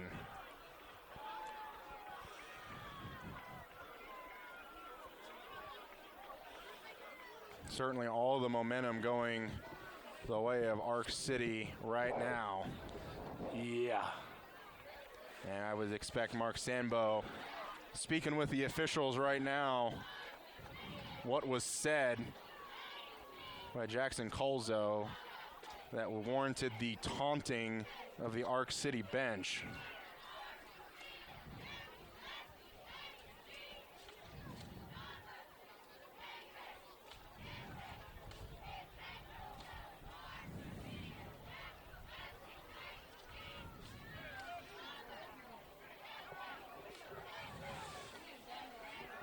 Now, when they come out this time, if they don't run the ball, I don't know what else you would do. You would come out firing on all cylinders. Now, it's not maybe necessarily a surprise because I'm thinking about it right now, but do you try some onside kick here? Just some prize kicked or maybe around the 40, 45-yard line to kind of surprise them a little bit maybe. You could do that. And they will kick it deep. Logan Losi going to have to let it bounce at around the 15, but just gets back on top of it. Woo. That was a close one. Dangerous. Logan Losey was thinking the ball was going to maybe bounce to him on a hop, but it bounced the other way. And he thankfully, when he jumped on it, was able to stay on it. And really, Logan Losey not really been a prime target so far this game at all. Most passes going in the realm of Xavier Jackson. And here is that first down run. It's me, Kenyon McMillan picks up 7. On the run, number 28, Kenyon McMillan. Tackle by number 42, Red Lakers. And I'm just thinking about it, they've passed plenty of times Salina Central, but a lot of times they haven't really had anything there, either Parker just having to scramble or getting sacked itself or just kind of throwing the ball into no man's land. This is me, Kenyon McMillan again, gonna score. There he goes! Gets into the secondary, spun around, and oh man, almost able to stay up on his feet. Gets the first down easily, brings the ball out to the Central 40-yard line. He's their scat back. You can tell that by definitely how he runs.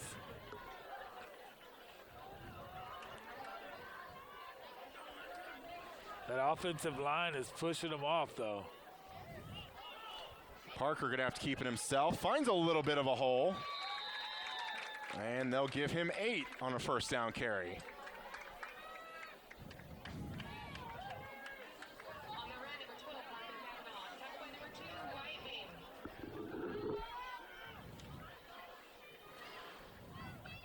Second and 2, maybe gives you some options here. But with how successful the run is, you would expect Micah Moore or McMillan again. And this is going to be McMillan, finds a crease, gets the first down, and will be pushed backwards, but forward progress appears to give him the 48 Tackle by number 4, Owen Booker. of Arc City.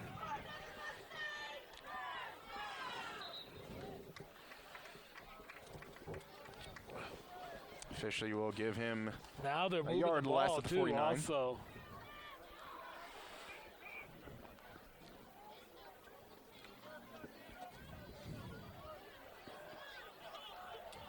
Micah Moore There's with Moore. this carry, tries to scoop by a 1, keeps the feet moving.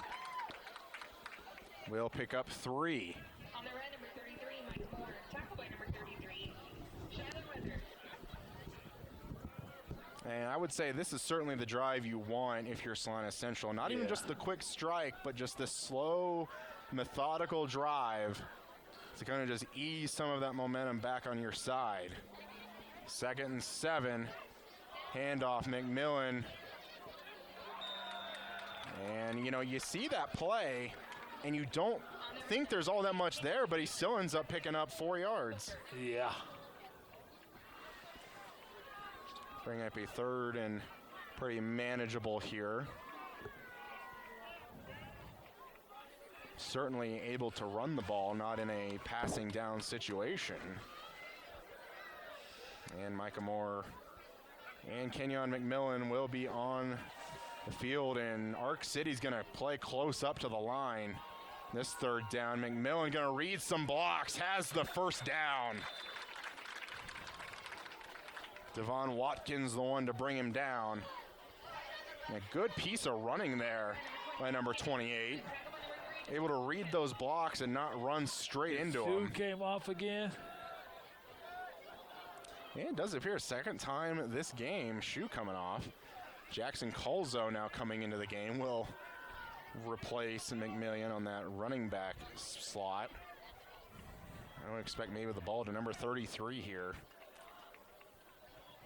And Parker's going to keep it himself. Has a running lane. Gets by kind of a reach. But not able to stay on his feet. Aiden Whetstone maybe going to be credited with the tackle there, but really just got a little jersey of Parker Kavanaugh. And that's it.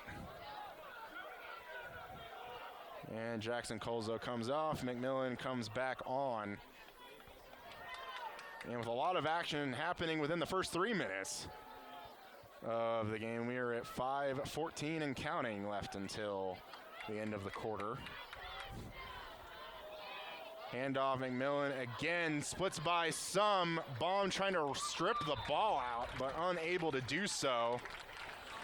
Wow, he's just squirting through them holes. There's real tiny holes. You can give McMillan. Those are big holes. Yeah, you can. In a way, I'm not sure Michael Moore can fit through those No, holes. that's but what I'm Kenyon saying. McMillan can fit through those. Exactly. See, look, those are tiny gaps. 2nd and 2. Micah Moore with this carry. And maybe give him a yard to the 15. Michael Moore, tackled by number 52, Garrett Brooks. Bring up 3rd and 1.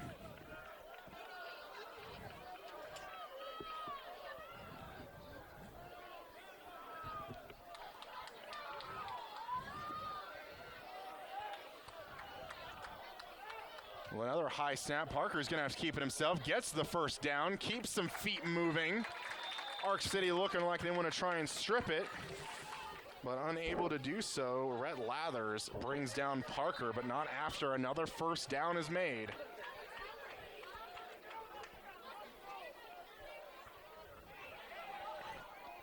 Going to be 1st and 10, ball on the 11, so a first down can still be made on the 1. Yep, on the 1. Another high snap. Micah Moore is going to get this one.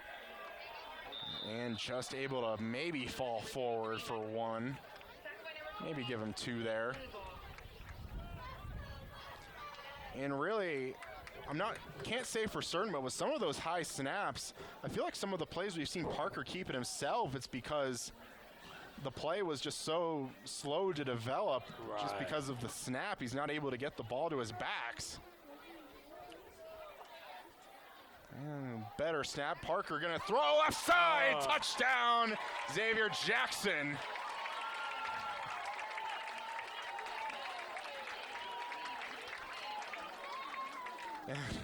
I really kind of held my breath there. I thought throwing the ball maybe over the goalpost a little bit might have constituted a flag, but didn't dunk it or anything, but no flag thrown. But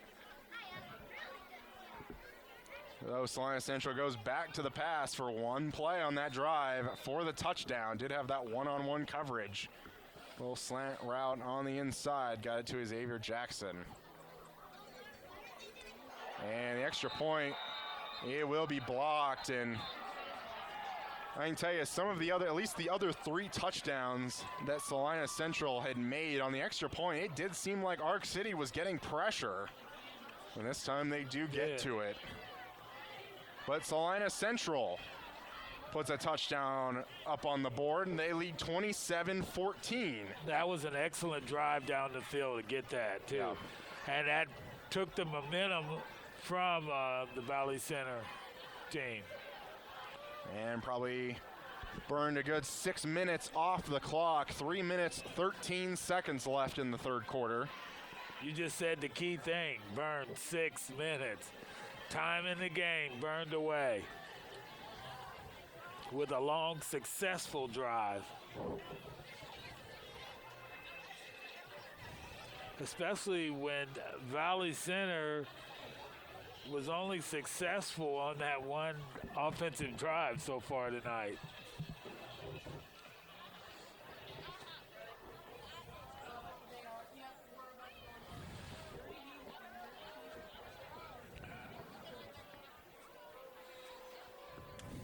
McHammer will kick this away. They do seem to favor the side of Watkins compared to the side of Zapata. And they'll kick it Watkins again, but this is going to bounce out of bounds.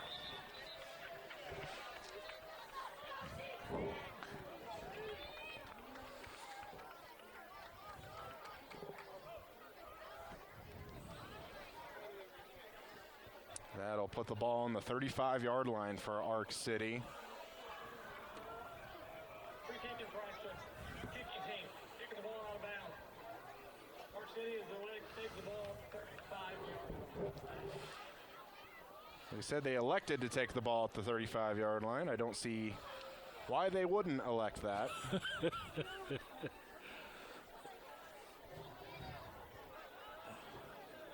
Though they look like they will elect to put the ball on the center of the field. Welch in the offense, back out again.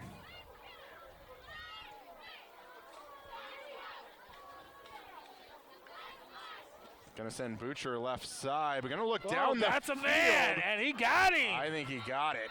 He got him. Great Good throw. catch. Great catch by Caden Clark. Somehow fit that in between two Mustang defenders. Those are certainly the key catches you need. Puts the ball, almost flips the field, puts the ball into Mustang territory on the 40-yard line now. 1st and 10. Mustangs bring a little pressure, have that man slanting across the field. That'll be Zapata. And he's going to be a yard shy of a first down.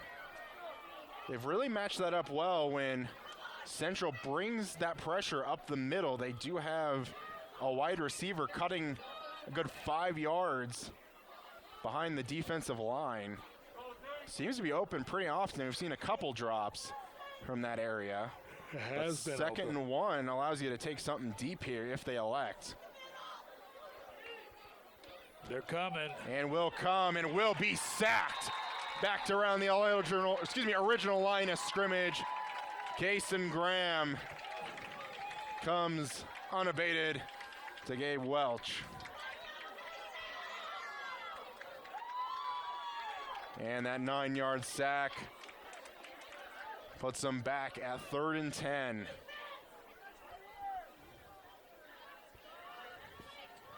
And really, when you have a man that runs that fast, you really can't even have your receivers get into position to even warrant a throw at that point, and there's just nothing you can do. Empty backfield. They need to send that blitz again. Throwing deep, has a man He has open. him. Colzo with the tackle, but not before Jonas Stoy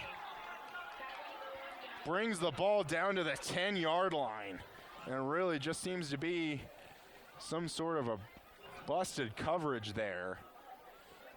And after you've held them like that, that defense has got to stand strong. And really, if you kind of hit him more on the run, he may be standing in the end zone. I think right then they need to send that extra man to get that pressure on him so he doesn't have time. He's got to throw it quick. There's nobody in the backfield to block. Doing it with 3 receivers and a tight end. It's going to be a handoff, going to be Baum, going to try and run on the outside, but will be tackled after a gain of 1. 45 seconds and counting left in the 3rd quarter. Mustangs lead by 13.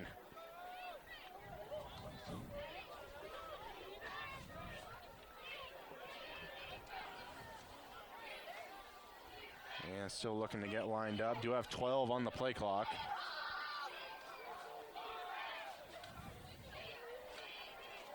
Welch in trouble, gets it away to his tight end. Boy, they were all over him, though. Yeah, and again, Welch with Mustangs in his face, able to get it away. But the reception by Lance Bluebon, he's a little slow to get up. That will end the 3rd quarter of play. Our score, 27-14 Mustangs. And we'll bring you the final quarter of play right after this. Papa John's is proud to provide this week's meal to the hardworking Friday Night Football crew at Community Access Television. While watching the big game, don't forget to order your freshly made pizza at papajohns.com.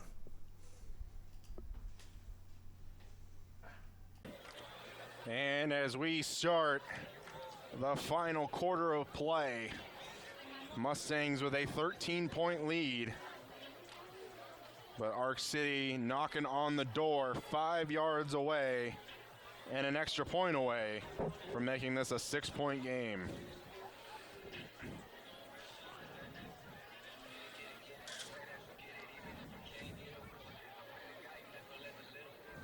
I'd say if you're maybe a Central fan in the stands, you're hoping that another missed extra point doesn't come back to haunt you. That is so true.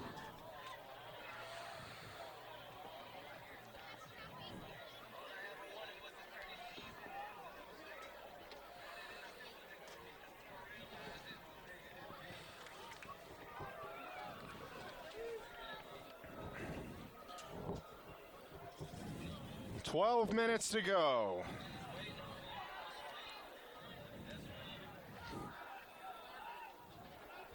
Rhett Lathers is going to be on the left side of Gabe Welch.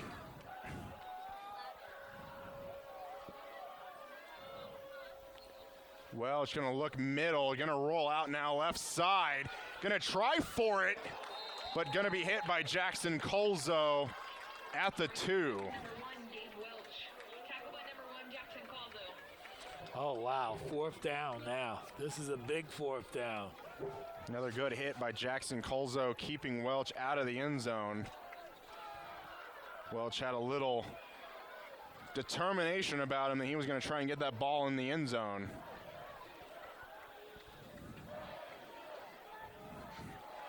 "15 now, 12 on the play clock. And you may see a timeout here by Arc City.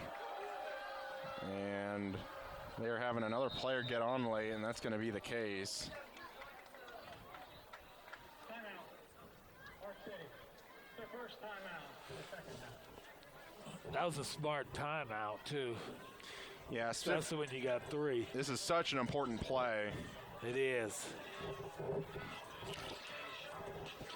Because if you turn the ball over right here, you give the ball back to, let's say, another Salina Central offense that had a good maybe 60, 70 yards the last possession and burned 6 minutes off the clock. The ball gets stopped here at the 2. Maybe looking at a potential 8-minute burn off the clock.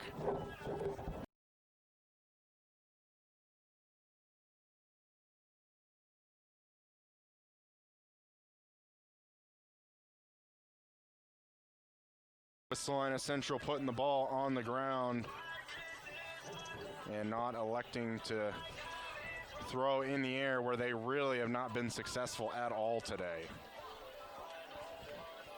But really, you don't need to be successful in the air when your ground game does it all for you.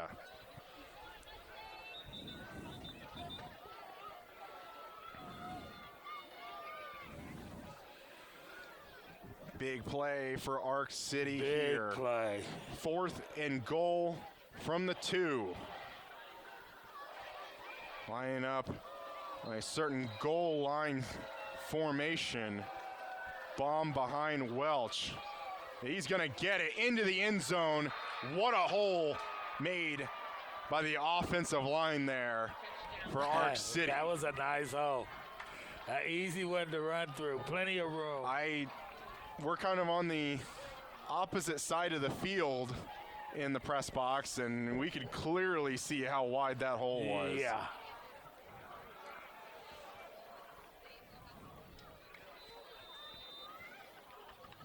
Clark on with the extra point. A little bit of a high snap, kick Good. up. Appears to be good.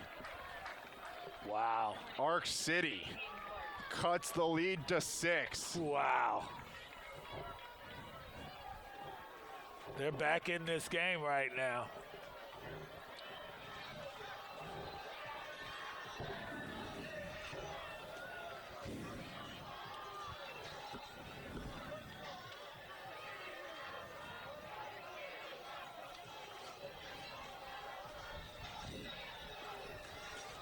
And in a weird way, I keep going back to the very first drive that Salina Central had to start the half.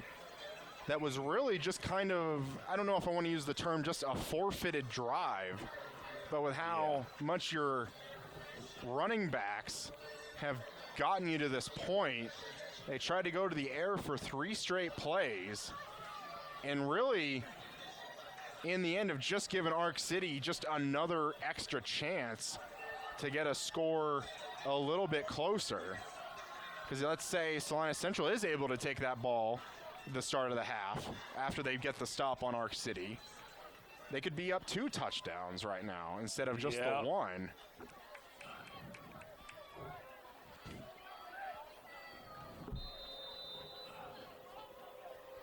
Caden Clark gonna try and probably kick this to Logan Losey. Having a little bit of the front line shift a little bit. And gonna be more of like kind of a chip shot. And Logan Losey will field it at the 15. Gonna try and run laterally. And really with them running laterally, maybe it's just a 2-yard return after he got some pretty big hits. Now this is a very important drive for the Salina Central Mustangs. Right now, seize the moment, cool down that Valley Center momentum that they have going right now. They've done it once already, but they're gonna have to be asked to do it again. Handoff, Kenyon McMillan will stumble forward for 4. On the red, number 28, Kenyon McMillan. Talk about number 4, Owen Booker.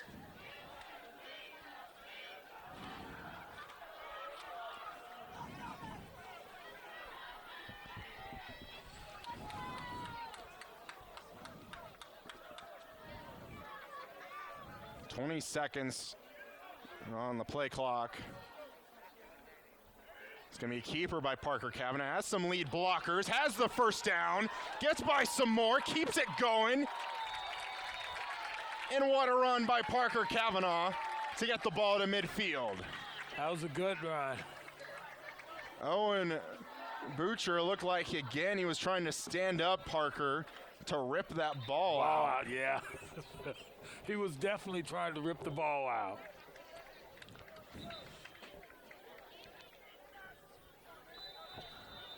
And it looks like they reset the play clock a little bit just to get the chains lined up. 1st and 10 Mustangs. Another high snap. Micah Moore will take it this time. Scampers by 1. First down. 15-yard pickup. Give him 16. Why not? One more. Wow. That was a good, strong Salina Central's going to try and line up quick. Arc City's really not ready for it. Going to hand off Micah Moore again. Look at him just running. Trying to spin. He's just running and plowing over people. So now what you do is you ran your power back. Now you put some speed on it. It's a change of pace. 2nd and 3 now. 9 minutes, 30 seconds left in on the game. Parker again going to keep it as some linemen pull for him. 15 to the 10, out of bounds around the 5.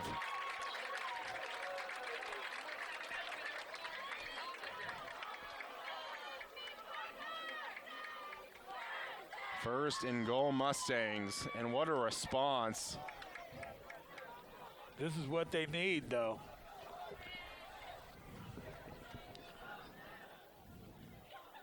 Kenyon McMillan will take it up the middle. Touchdown, Mustangs.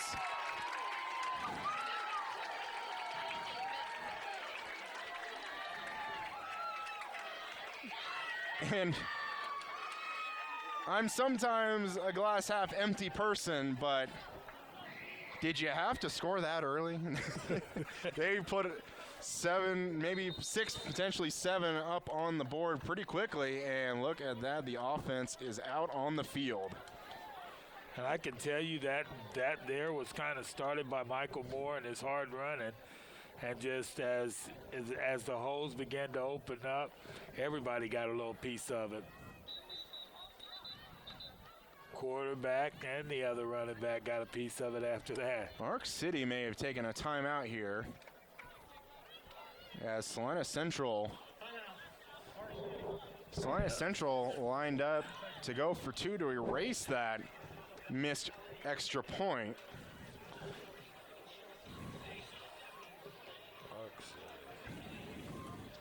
Arc City now with still only one timeout left. Mustangs with all three.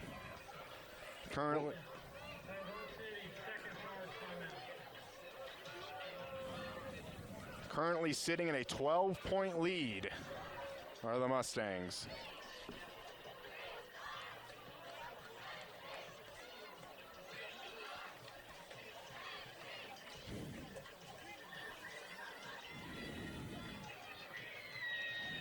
They're doing what got them here, and that's the best thing they could be doing, running the ball.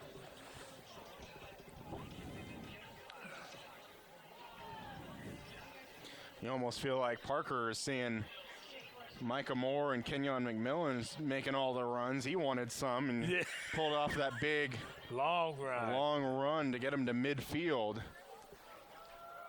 And we'll see what they design here.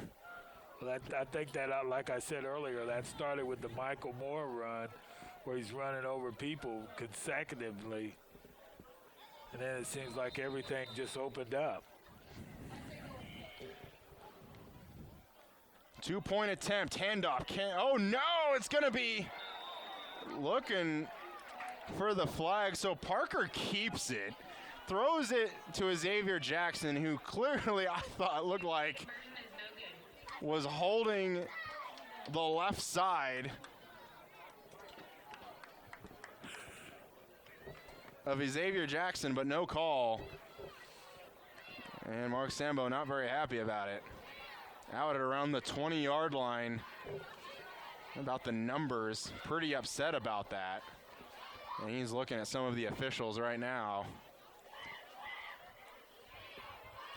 I almost kind of didn't say anything because I was expecting the official to throw that flag. But again, I'm not one to question too much. Did have that one-on-one coverage, and you did have Xavier Jackson get that touchdown earlier. Yeah, he did get one. But even though they faked it to Kenyon McMillan, he looked like he was on his way to the end zone.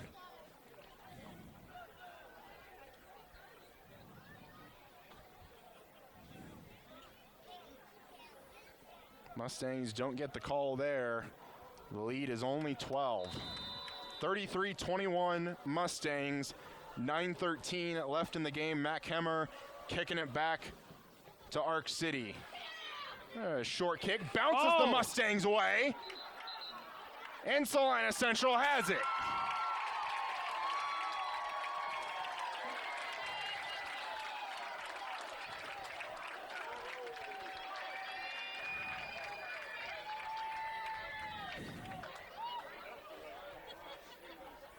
Can you really be too upset about not getting a call on a two-point conversion when your team comes right back and now has the they ball? can just punch it in, though.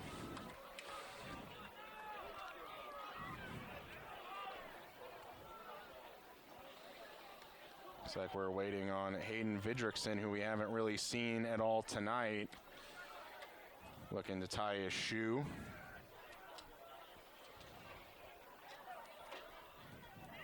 First and 10 Mustangs. Handoff, Kenyon McMillan gets some running room. Cut down after a gain of 6. Number 28, Kenyon McMillan. Tackle by number 4, Owen Hooker. Under 9 minutes to play. It seems like he can get through some small holes, too. And he has speed to get around that corner.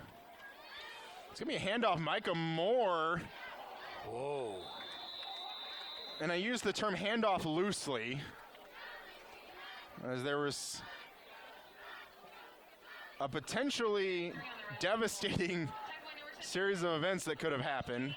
Micah Moore kind of turned back towards Parker, and Parker just kind of stuck both hands out and just gave it to him.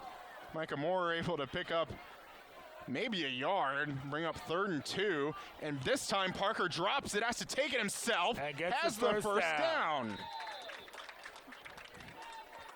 Man, that's got to be frustrating if you're Arc City. And there is an Arc City player down.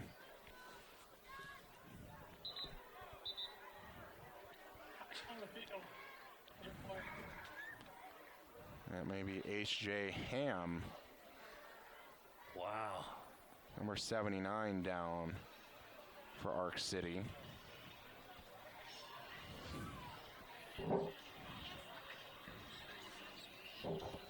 And in a way, this might get Parker to kind of settle down just a little bit after almost dropping, did drop one, but almost dropped another snap. Ham able to get up off the field.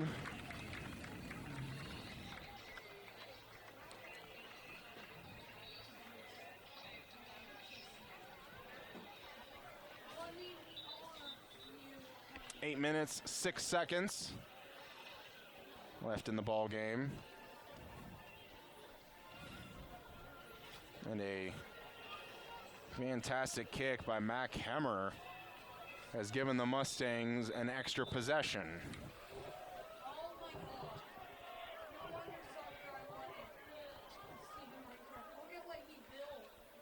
Fake. Parker Pass. gonna throw over Got the the field. man. Has Logan Losey inside the 5-yard line. Logan Losey says hello with 7:50 left in the game.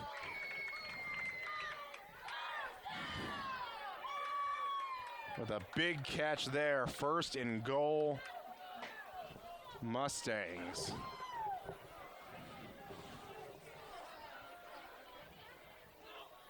Handoff, McMillan, nothing there. Usually those are the kind of holes he likes. Nothing there. It's very thin, those holes.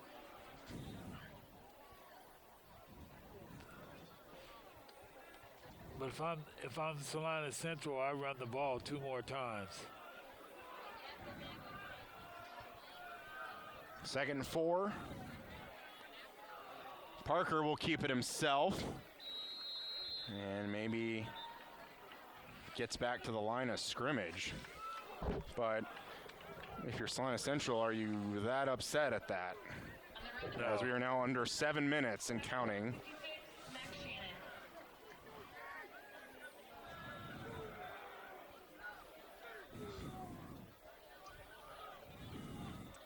Do you stretch the field with Kenyon McMillan, or do you punch this off the middle with Micah Moore? Punch it.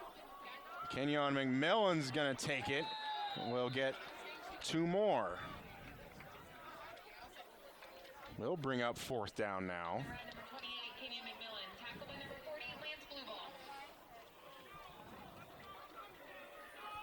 Salina Central not in any hurry. 25 on the play clock.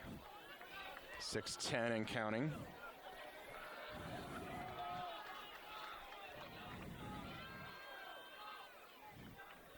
Central will back it out a little bit. 12 on the play clock.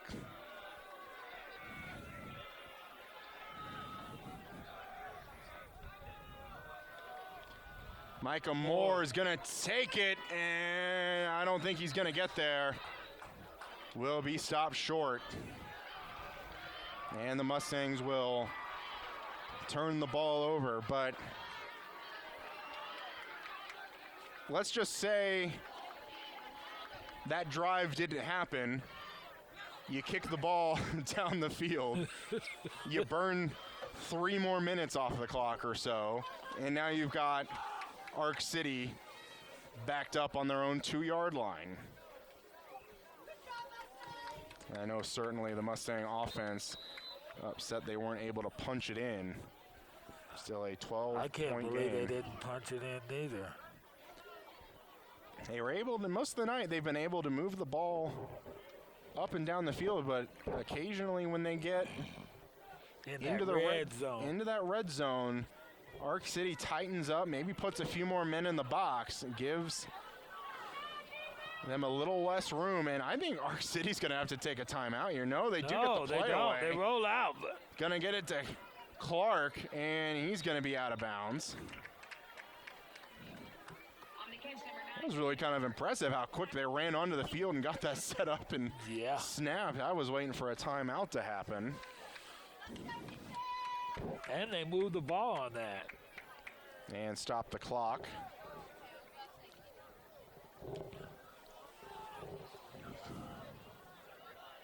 Mac Hammer coming off the field.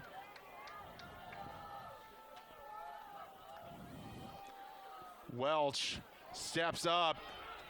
He throws it. Pass complete to Clark again. Welch was getting very close to the line of scrimmage. Thought Really maybe close. I thought maybe for a sec he would have crossed it. We don't have too great of an angle here to be able to see that, but I was thinking he was getting pretty close to that.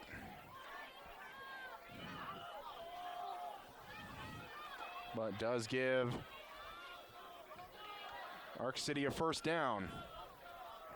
Ball on the 25-yard line, right hash. Welch over the middle again, this time has Watkins. Again, that 5-yard deep route across the middle of the field open.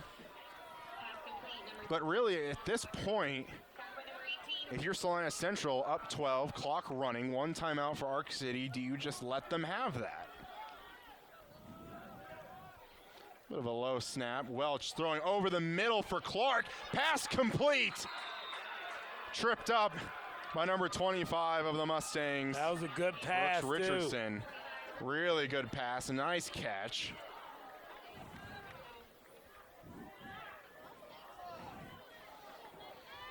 Now into Mustang territory. Empty backfield.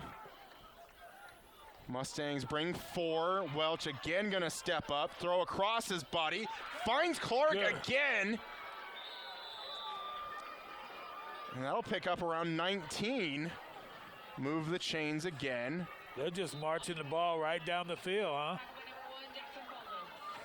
And really, it seems like not a full 2-minute offense, but that seems to be what Arc City is running at this time.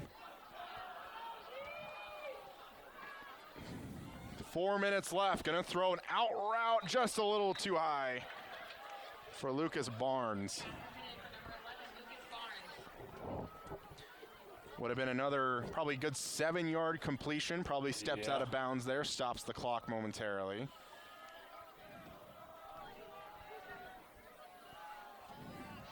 But the incomplete pass does stop the clock at 3:58.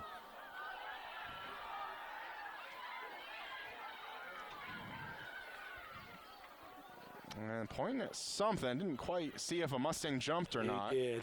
But no call. Low snap. Welch going to step up, then back off. Going to have a pass throw incomplete to Barnes.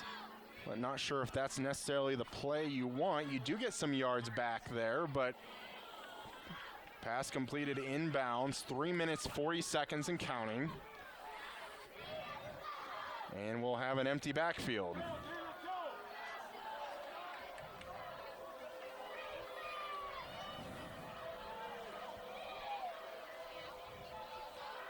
Welch over the middle. He has a man. Wow. Woo! He had a man Pass right incomplete, there. but Jackson Colza almost comes over and picks that off. His man was there wide open. Those are the kind of plays you can't afford to miss with time running out. You do have a 4th down here. 4th and 5. I'd maybe look to see if that throw over the middle is available. Don't have to shoot for the end zone here. First down at the 11-yard line. Empty backfield. Tries That's to a find man. Barnes, has it out of bounds. First down, Bulldogs. Clutch play there That was a clutch play. by Welch and Barnes. First and goal on the 8.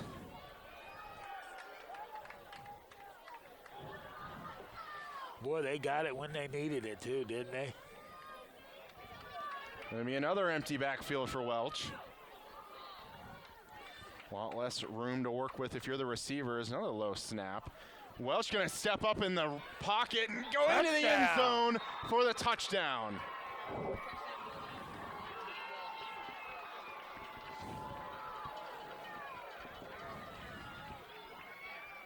And just great vision there just to be able to see that your receiver is running towards the end zone and can just, you just have this wide open area, tuck the ball and run.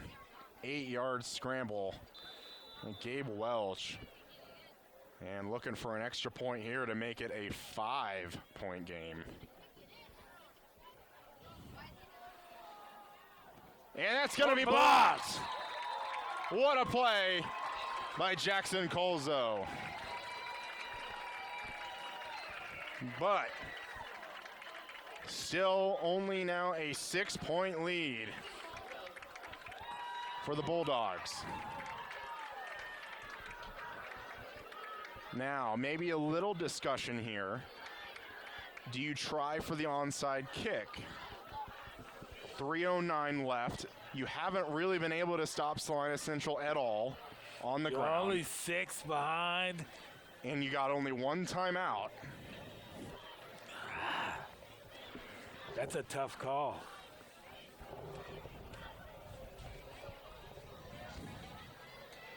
You may try to see where Salina Central lines up and maybe try and kick it into a no man's land if they, because regardless, Salina Central is going to try and put people up on the line. Yeah, they are.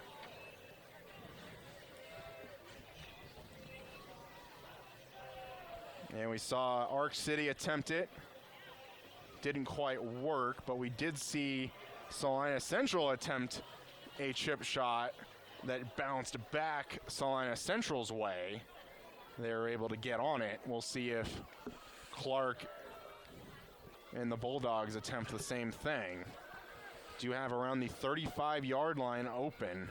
Or you just kick it away and get downfield. 9 men in between the 40 and 50-yard line.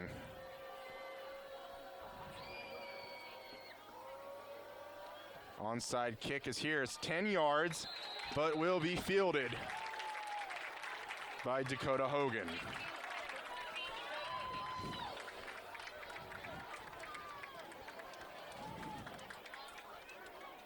Probably looking for a little bit more of a bounce on that there. Just kind of a major league ground ball to Dakota Hogan.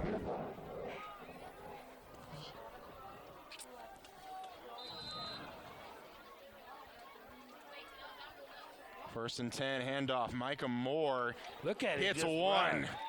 and gets another 2 yards out of it for a pickup of around 5. Boy, he just pounded that one.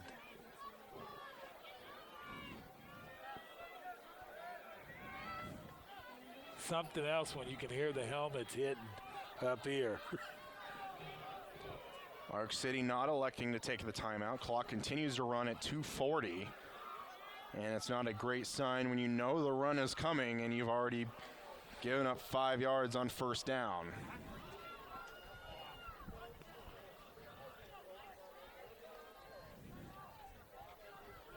Snaps it with 3, handoff. Micah Moore again.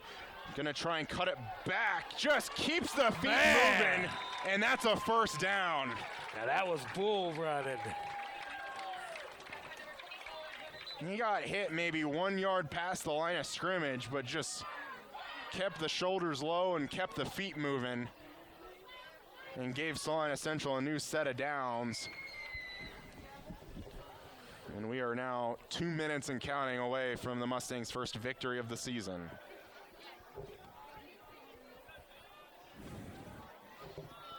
Arc City still not electing to take the timeout as of yet. And he may have a false start here.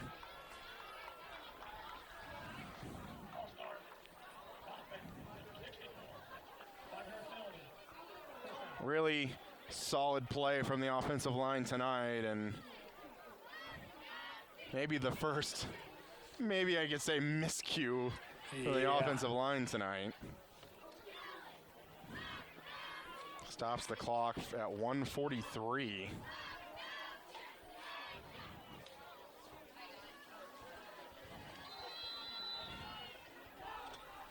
And that did permanently stop the clock as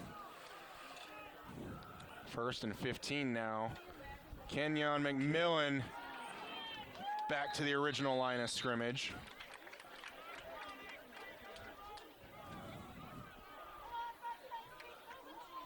Minute 30.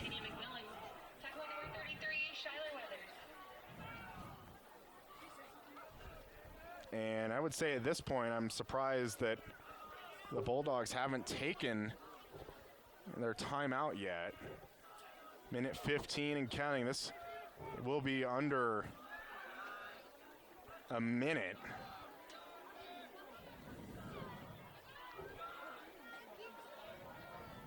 And Mark Sambo will probably take his first time out after he lets this run down.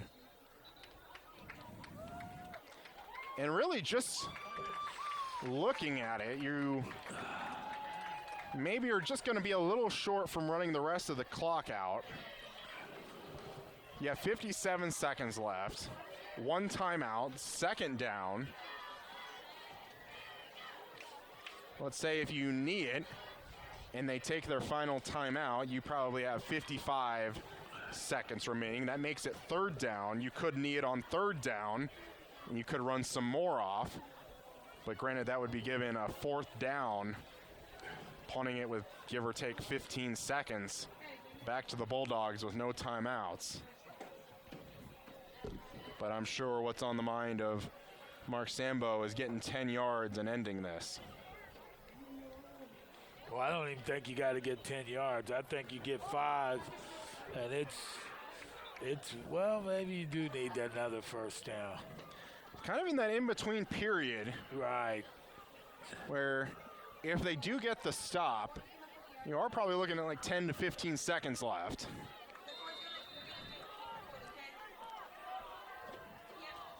Gonna bring some pressure. Micah Moore gonna take it. Runs over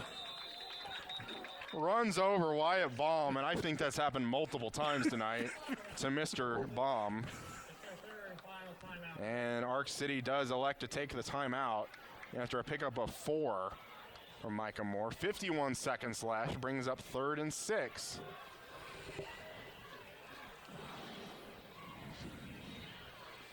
When you hear those helmets chatter, you know.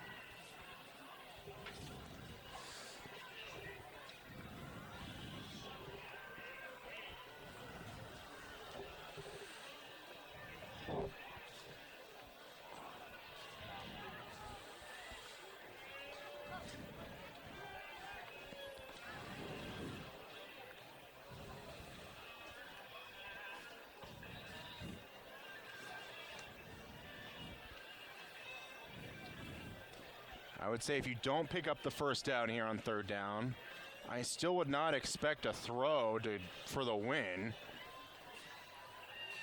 You put your punt team out. And if you do maybe have 10, 15 seconds left in the game, I'd say tell your punter to punt it as far as he can and then try and play some prevent defense.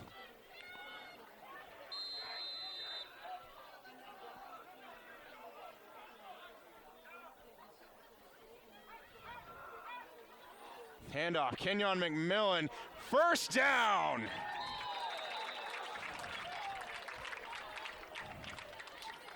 And that may be your ball game. What do you mean, maybe? Maybe, just maybe.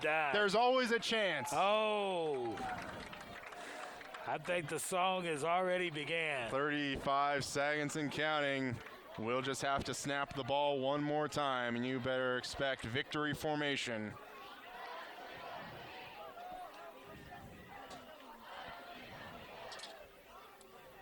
Your final snap and knee. And the final 15 seconds will tick off as Salina Central will pick up their first victory of the year. They stave off an impressive comeback from the Bulldogs. Salina Central wins it 33-27. We'll be back with some post-game right after this. Welcome to the RE/MAX Player of the Week. This week it is Michael Moore.